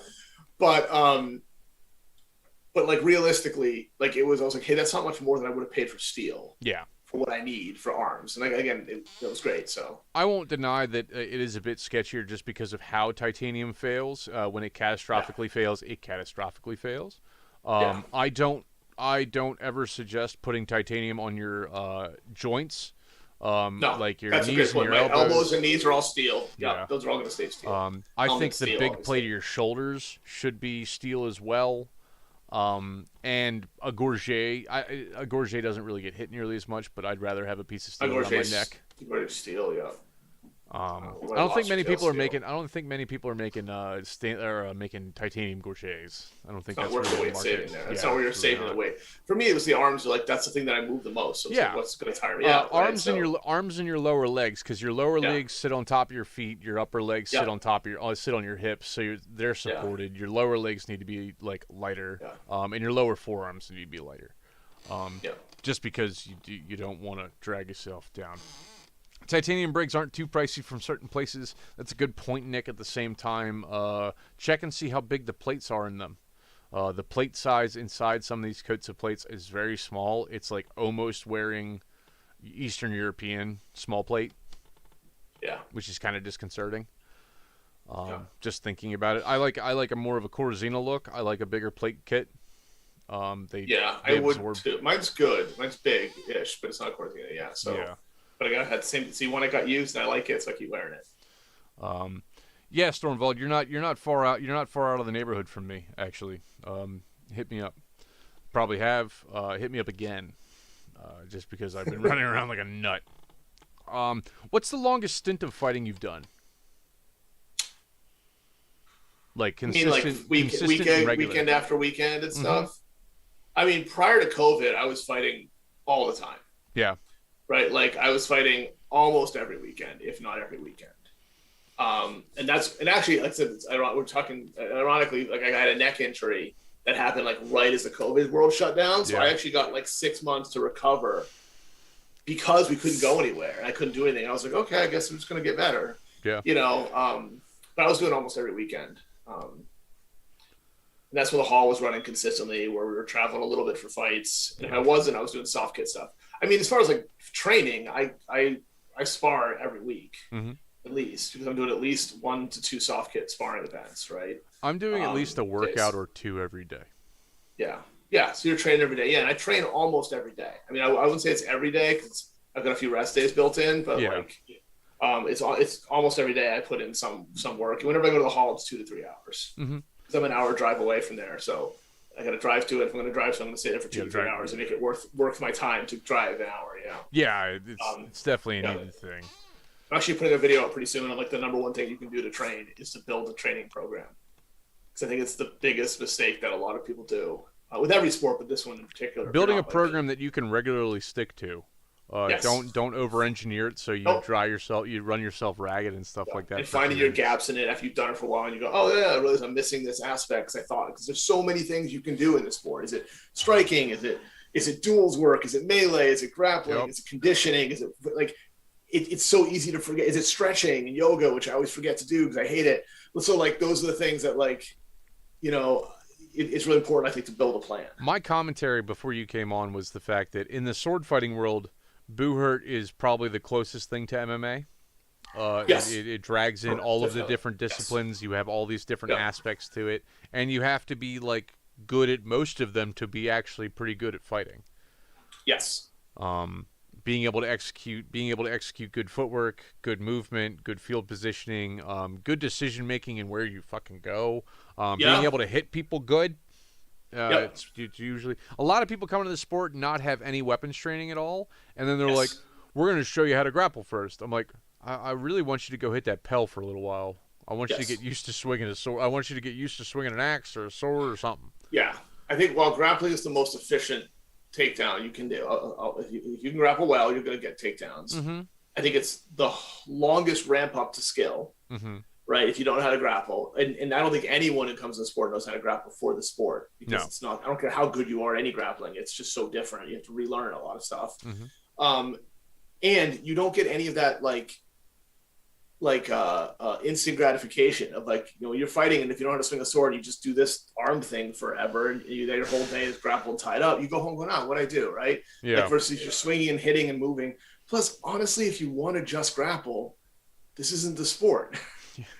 Right? There's Catch other wrestling's fun. sports. Yeah, there's other sports that literally do that. Like this is a dynamic fighting sport, which is a weapon sport with grappling. Right? Yeah. So do all of it. And it brings in that aspect of like HEMA doesn't have contact, like doesn't have like grappling and contact. They have a lot of stabbing. Sure, they go Yeah, for sure. kills. Which we don't have. Yeah.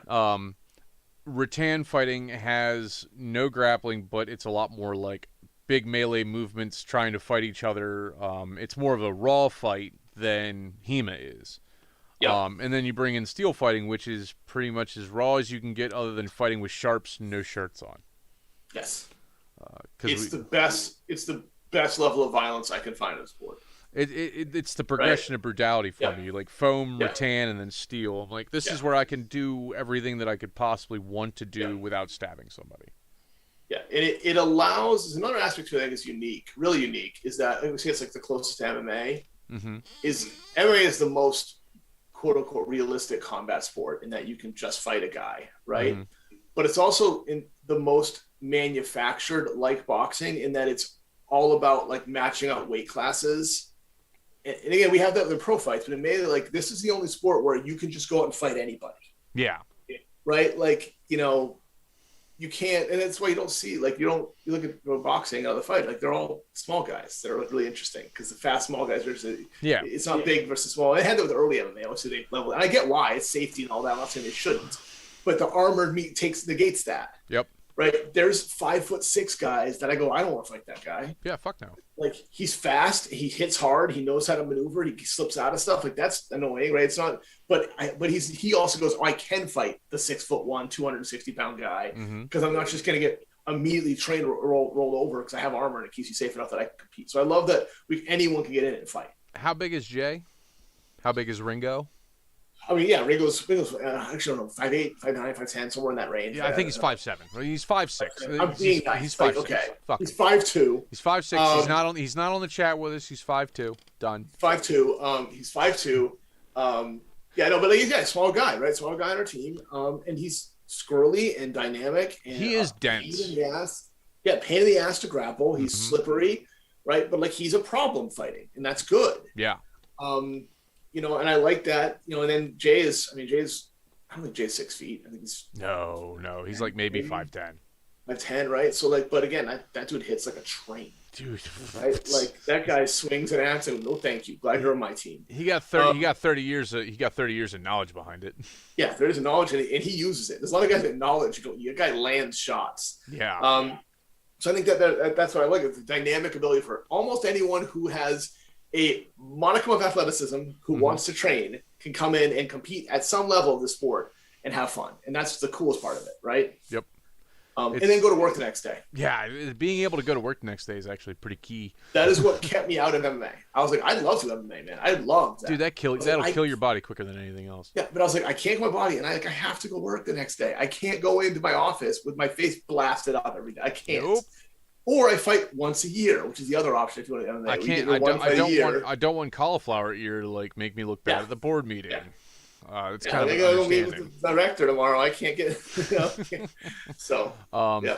So if you have any more questions for me and Chuck, I figure we'll go for another 20 minutes, 30 minutes. Yeah, whatever you want. Sure, that's good. That sounds good. Yeah. I know you're a working man with family, brother. I don't want to keep. Yeah. I got some little time. How'd Valhalla go for you? Valhalla was awesome. I unfortunately, talking about work, could only make it for 2 days, so I made it up. Really a day. I made it for Friday night. I got there after work and to write up, and I stayed all day Saturday, and then left early Sunday with it. So, but it was awesome. I thought it was really cool. I'm wearing the shirt actually. Woo, the shirt. Haven't have it on.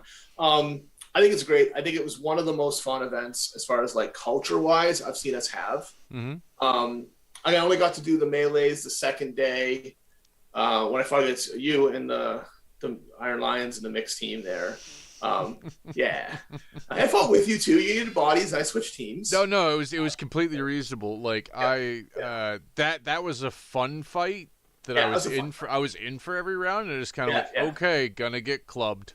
Yeah, it was fun. It was fun. Yeah, it was a fun day, and that was cool. It was great. Everyone had a good time. Like I deliberately didn't gap people and stuff. It was a fun event. So I will say something about the fighting there is it was an extremely casual feeling to our fighting. We walked into the day. We didn't really rush into the day. We fought for a good amount of time. We weren't up each other's asses about stuff, and we all had a general understanding of like, hey, don't murder them. We're out here to try and have fun. And we're all camping. That's another big thing. A lot of us go to events and we just go stay in a hotel. We have all of our creature comforts and everything else like that. When you're camping, you have to do stuff. Oh man, I stayed in the hotel. I live for the day, so I had to go. I drove up that night. I had I wasn't gonna set up a camp for a day. Yeah. If I go for the whole time, that's a different story. But I had a great time. I thought it was awesome. I think for a first year, that was really great as far as the number of people in the building. I think it's gonna get even better.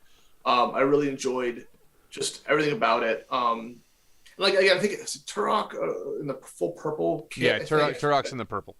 Yeah, purple kit. At one point, I just teed off on him, but I only went after his plate. Yeah. Right? Because I saw a hip gap. I'm like, I'm not gonna hit you in the hip gap. This is for fun, right? So I just teed off on the plate because it makes big dings, and I'm like, this is gonna be fun. But it was a lot of fun. I think the community was great. Just good attitude. It was a good place to be, and I really hope that we continue to grow it.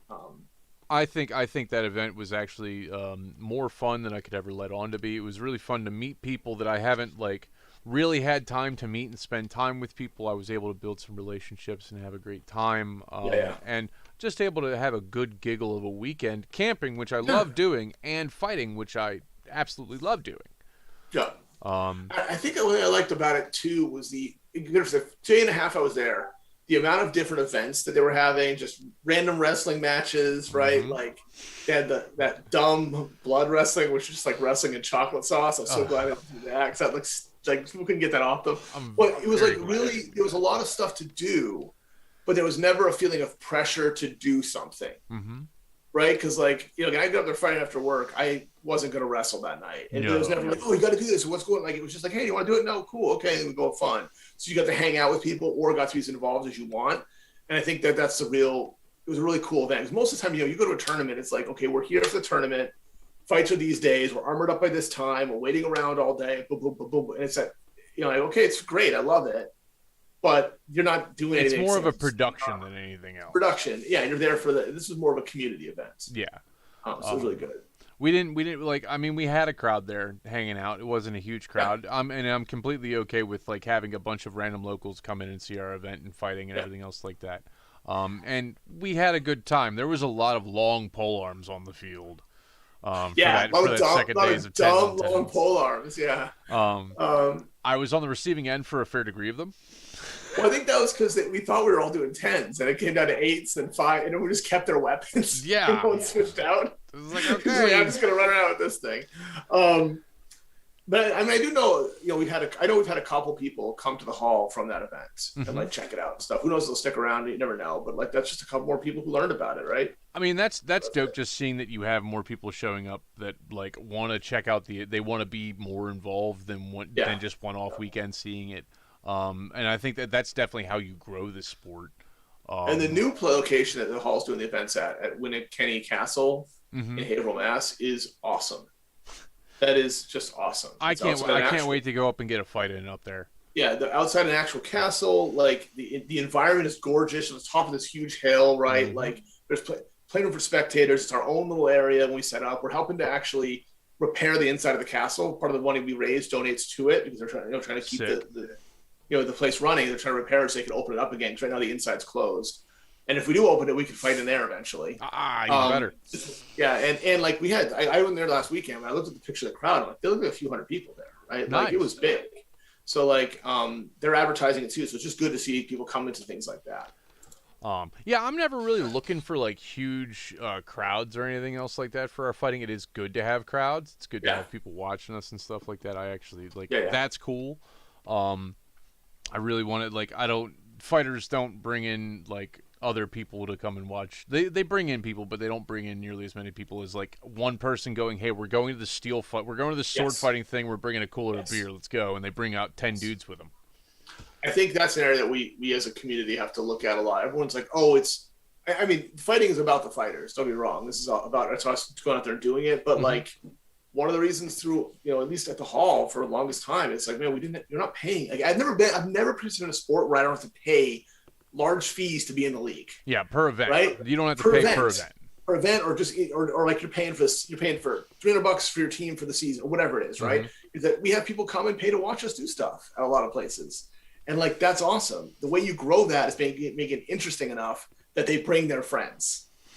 It's not going to be the fighters bringing their friends. Like there's not. It's never. They got to bring their friends, and that's how you get that. What is this camera angle? It is purely GoPro footage from Nick Krups doing good stuff. Nobody needs to see that. I don't know. What are you talking about? So. Yeah, you have no idea what I'm showing now. I have no idea. I don't know. I'm just talking to you. Yeah, I know. That's perfectly fine. Yeah. So I think that's it. We could look at it. It's like, how do we make this? The more we can make this a spectator sport, for me, while keeping the integrity of the violence and the whatever, the more like, go back to like Night Fight, the TV show that you were in, right? Like, from a sport perspective, from a purity of what we do, it's TV. It was TV-ified in a bunch of ways, right? But like, I literally still run into people who know about that show. Yeah, right. I ran into a guy at a wedding the other day. My wife was like, "Oh, my husband does armored combat." He's like, "Oh, like that Night Fight show?" Wow. And really? I was like, "Yup." And I went over. He's like, "Oh, like," and he went through the list of everybody on that show. And I was like, "Yup." I fought Paul at Valhalla like 2 weeks ago. Brandon's on my team. Sharan, like I just went through it. I was like, "Yeah," like he's like, "Wow." So he may come and try it out with us soon, right? He's interested in starting up next year. But again, that publicity matters, right? You have to get it in that cultural. It definitely has to go in the zeitgeist. It has to be like reasonable. It has to be consumable in some way, shape, or form. And us having live streams, what's pissing me off right now? I couldn't find fights from Valhalla on YouTube. Yeah, they're all on Facebook. Yeah. And it drives me up a wall. Well, and that's something we just, and I don't blame anyone for this because I don't know who would do it. I'm not doing it. So, like, I mean, it's only easy to complain about problems versus fix them, right? Like, I can complain about it, but like, we don't have a program manager system. Any of us do. We don't have a good media presence. Make them because I mean, streams are great, but who's watching the streams? Other fighters. Yeah. Right, like no casual fan is like, let me watch a 3-hour stream with huge breaks in between, and like what you want to watch is the cut down show afterward. I actually I will make a shout out to Ben Sugarman with the Nightlife. He does a lot of good stuff. He does great streams. He's been doing the Eastern season for us doing here for the fall. He's done a lot of things for nationals. He did a lot of the old ACL stuff too. And I kind of just want somebody to download, like somebody whoever like hosts the streams on Facebook. I'm like, figure out how you can download that to your computer, send it to somebody else so it can be cut apart. I'll sit here for an hour and cut apart a damn 2-hour stream and make it a 20-minute video. it's just what we. It's again, it's the next level of like. Again, you can't do every fight. It's just like you wouldn't do every beer league fight, right? But you pick the bigger ones and how you splice them. And then I go back to like we had those guys from Off the Cuff come to Rookie Rumble. Yeah, right? that was brutal. Yeah, that guy. Like I watched their show on YouTube randomly, and I reached out to them, and I was like, "Hey, like you should come check us out." That was sick. They did Pensick War, and I saw they do Pensick. I was like, "You want to see real fighting? Come to us." And I like chatted with them, and I didn't know they were coming. They just showed up. I was like, "Oh, you guys came?" They're like, "Yeah, we told you we would." So they did. So we put the guy on, but I mean that thing's got what 230,000 views or something like that on Facebook now, on YouTube. I mean, like I get people reach out to me all the time because of that show. Nice. Like, because I commented on their page, they'll find me and like they'll, hey, how do I get involved? And I'll send them all over the country to whatever team is local. Dope. But like, that's the kind of stuff. And why? Because you look at the production value, you're like, man, that thing is killer. Yeah. Right. That looks great, and that's what you have to have. So that's kind of a thing, is having the production value behind it, and that can support it a little bit more. Yeah. Make it a little bit more palatable for people. It's kind of a thing. Yeah, we got to get like more. We got to find more kids in like film school. Yeah, right. Like, hey, I got a cool thing. Come, we got to do more of that stuff. I just need like a team of film editors. Yeah, that's all I need. Give me a team of film editors, and I will be good. I need a harem of editors that I can just feed food and amphetamines to. And like, I guess, like I said, I'm not any better. Like, you look at my YouTube channel, and every video is just me talking for 12 minutes, right? Like, I'm not editing anything. Like, sometimes you're talking for 20 goddamn minutes. I'm like, dude, I'll talk for 20 minutes straight. Yeah, I'll just talk, right? But like, I just do it in one take. I cut it and I put it up there. Hopefully, it helps somebody. That was like the first. That was like the first 20 videos I did was all done in one cut. Yeah. Because I didn't know how to do that shit. Every once in a while, I'll do two cuts and I mess something up, and I'll like splice it again. That's literally it. Just cut out. But again, I'm not putting up. Yeah, I'm not putting up fight stuff. I'm just talking techniques or workout plans or something simple. So yeah. If anybody has any suggestions to make YouTube content more palatable for the sport and knowledge, like informational stuff for the sport, because I've been trying to crack that nut for a while. Chuck's been working on it. And I think we have generally different avenue or different lenses we're looking through, and I like it because a lot of your stuff doing is, I'd say, more on like, you know, the entertainment piece of it, of like, I'm gonna smash this armor, right? Like I'm gonna, like, you know, and it's gonna be like draw interest in through just creativity and goofiness and like that. And then mine's a little more like, okay, I'm going to talk for 10 minutes about this technique because I'm in my backyard, right? Or here's how I do my workout plan. And I'm looking for that guy who's like, I want to learn to train, right? And I think that yours is going to be more likely to actually grow the sport. Mine is more likely to help people who are already committed enough to want to do it, to like get a little information. It's just a different avenue. I mean, that's only kind of been recently where I've done like more smashy stuff, like doing the like for weapons reviews and stuff. Obviously, I'm gonna smash the fuck out. Yeah, you do. Yeah, but you do like, but again, and I again, this is a different avenue. I watch a lot of like shooting videos and like tactical training stuff. I like I love doing rifle drills and things like that. And there's one of the huge channels is Demolition Ranch. Yep. And they literally just blow stuff up all day. Like that's all they do. They have like 10 million followers. It's like, and everything is like, you know, how many pounds of Jello will stop a bullet? Like that's their entire thing, right? Yeah. And then there's another guy, Grand Thumb, who's like on the other side of it. They're buddies, and that guy just does in-depth reviews of stuff. Yeah. Right, and they're like exact opposites, but like best friends. In the same field, right? Have you seen the guy that talks about forgotten weapons? Yeah, that guy was up here in New Hampshire recently. Guy? Yeah. Yeah, he was up here at Shooters Outpost recently because they have a huge gun museum there in New Hampshire. So I watched a 700 caliber bullet. They shot a cannon. I was like, Jesus Christ. But like that guy's a guy, like he's not going to ever. Forgot what the guy's never going to draw on somebody who isn't already interested in weapons and like wants to know really unique things and like whatever. Demolition Ranch is going to be like, this is fun and wild. Let's get involved in this world, and that's why they're bigger, right? So like. I think you're doing the right path with that. Of like, let's use as entertaining as possible and use that brand and that reputation and Paul the Barbarian and like, you know, it's going to be, and that to me is going to get people to go, hey, this is cool. And maybe so they look at mine and go, oh, I didn't know how to swing this sword this way. And oh, cool. I actually really like what you're doing.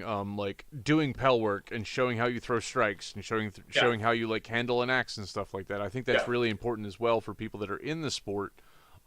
Like that are just picking up weapons and starting to swing at stuff.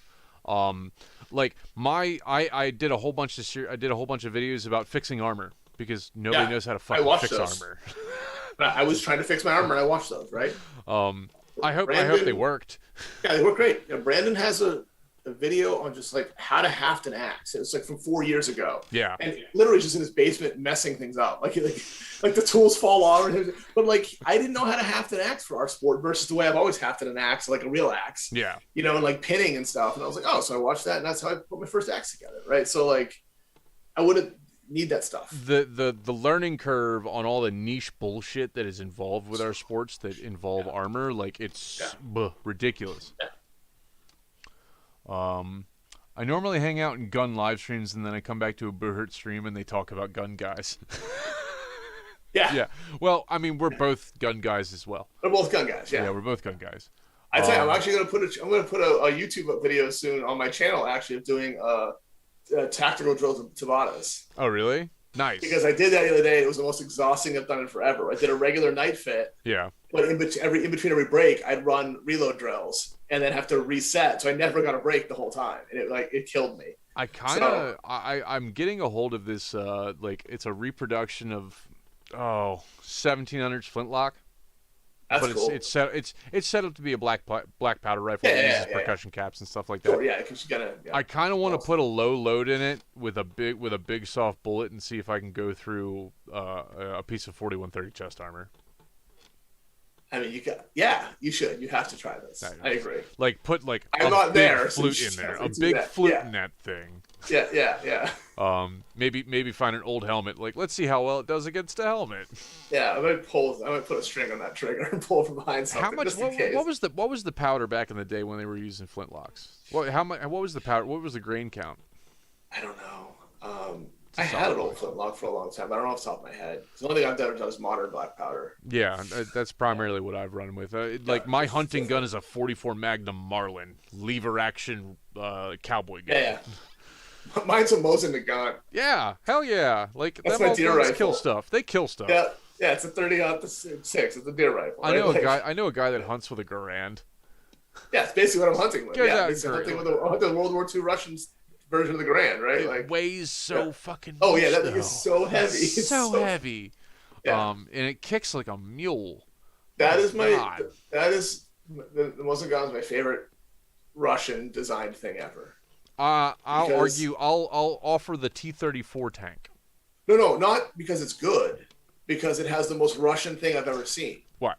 Which is the way you obviously pull the bolt back and lock it in, and you pull the trigger to fire it. Yeah. If you pull the bolt back and you lock it in and you don't lock it in, you pull the trigger to decock it.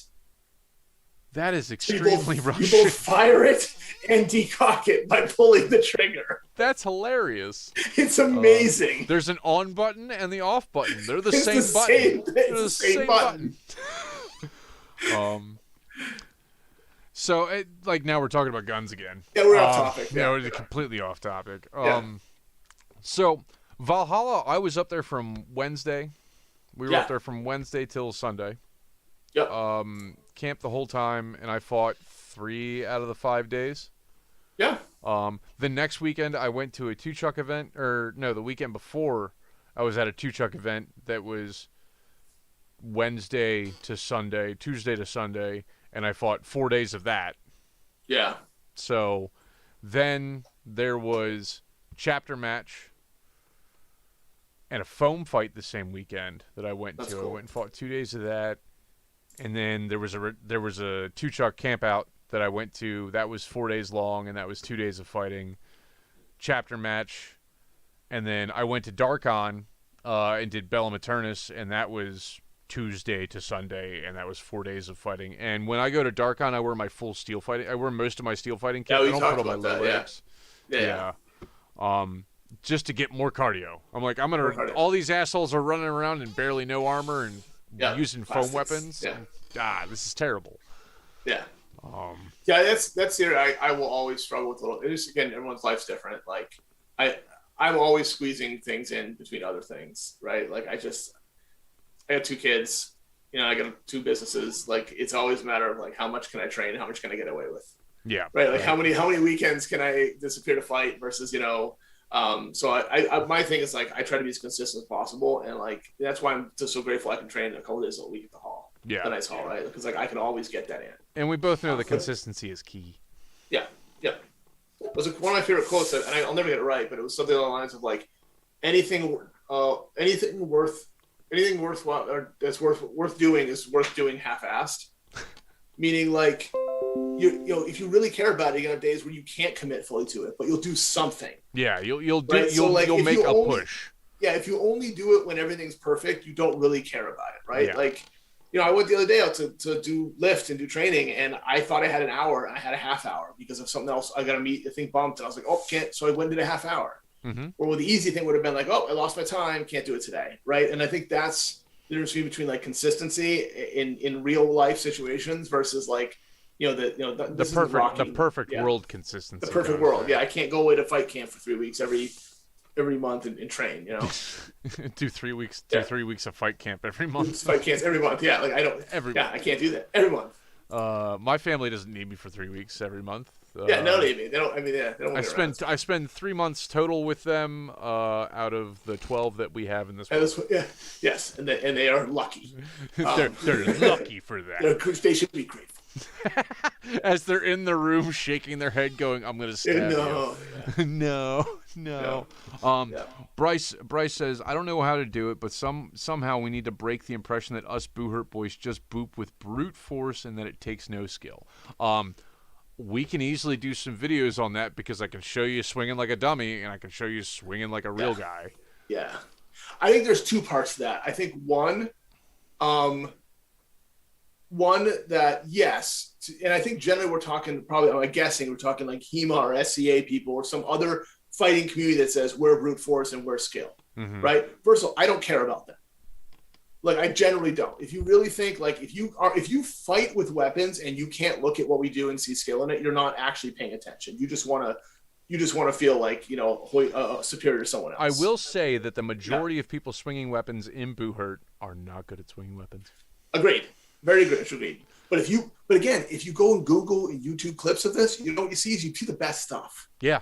You see the best fighters doing because the stuff that rises to 2 million views. You see Simon out there like chopping people down, right? You see Jay, you see our world championship. Like if you go and do that, so you're already going to find the best. So if you cared enough, you'd see it and know it's out there, right? Yeah. Same thing. If I go to any like random HEMA place, like you're probably getting a bunch of guys who know what they're doing too. And then if I watch the best HEMA guys, I'm going to get some really cool skill or whatever sport it is. Because like that's, you know, I don't go down to the YMCA to find basketball and be like, that's quality.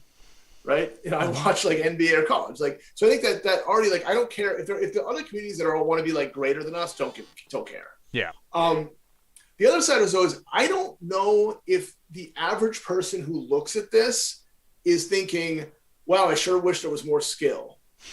Yeah. I think they're going, this is crazy. I wish I knew what was happening. Right.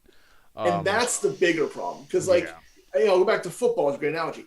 Football is highly skilled. It is the most intricate of the big games that I know. And I love watching football. I go, oh, look at that play and that strategy and why he moved that guy there or whatever. Mm-hmm. Most people look at it and they go, and if they like it, they go, oh, look at combat and smashing and struggle. And then as you get into it, you learn the details, right? Yeah. So I think the problem is you can't look at our sport and understand what's going on. Nope. That's the biggest problem we have. I think the biggest thing is good commentary over fight videos might actually fix that. Commentary over fight videos is going to fix a lot. And like we don't have, and I don't know how to fix this either, but we don't have a focal point. Yeah, there's no ball to follow. There's no ball to follow. I can't think of a sport that doesn't have a focal point. Yeah. And I don't even, the ball is the most common one. I think ball is the most common one, but I go back like, you know, racing. It's the guy in front. Mm-hmm. You know where the leader is there. You know who's winning. And what who's about not, other combat sports? See, I mean, the focal point is a one-on-one fight. I know who's fighting and what's happening, right? The problem is, you know, here, like even when we just watch the fights we're watching, like we have to watch them several times to actually my follow eye what's all goes there, going on. and I missed the cool thing that happened there, and that's the thing I haven't fixed yet. And again, I'm going to go back stupidly again to paintball. Paintball's a 5-on-5 sport with no focal point. Yeah. Right, everyone's shooting at each other. Well, what they did is they put a buzzer on each end, and you're fighting to get to the buzzer. And if you hit the buzzer, the round ends. Gotcha. Now, really, no one ever gets to the buzzer because you kill each other first. Yeah. But you see the field moving towards that, and I think that. So I don't know if there's a way of doing something like that. I don't have an answer. I don't think a buzzer works, but something where you go, hey, like, some evolution of this that gives something that everyone's moving towards. That's going to keep the action in that a central goal, centralized or moved in. It's I just think that we're very linear as we want to go where something's going. Okay, now I have an idea. Money in the Bank box. Money in the Bank matches. There's a ladder in the middle. There's a briefcase full of money at the top. Yes, you climb the ladder. You have to climb the ladder. Oh my God. Can you imagine someone just kicking the ladder out when you're 15 feet in the air in armor? And you land on somebody else. The ladder lands on somebody else. Yeah, I 100% volunteer to commentate that fight. I was waiting for you to say I'll be in that fight. I probably would be, honestly. If you gave me, if I had to do that, I'd be like, I'll do that fight. Okay, you get 4 2-man teams. Yeah. And it's Money in the Bank. Yeah. Winner takes all. Yeah. And me and Chuck are on a team. Yeah, I'm good. Yeah. Yeah. We're gonna club everybody like baby harp seals. I'm literally just gonna wait till we'll climb the ladder and just chop the ladder down. I'm just gonna. That's it. But I think I think that's the issue we have is I don't want to solve for it, but I think when I can conceptually what makes sports consistent is it's like there's a goal. There's a goal, and the other side too is our tabards are obnoxious. They're obnoxious. Like, there's no numbers. Like, you don't know. There's no numbers. Rarely do teams have the same. Their full tabards. They're not distinct enough. Mm-hmm. Like, everyone has a black and red. Everyone's a black and a red or a black and a white, or they're and it's like because you want to look badass. But I go like I just. God, put us in pennies, man. I don't care. Like I want to know which.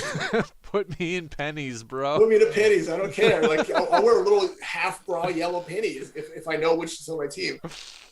That's how I know that you're a coach because that's what you call them. Yeah, I was like, a coach for young children.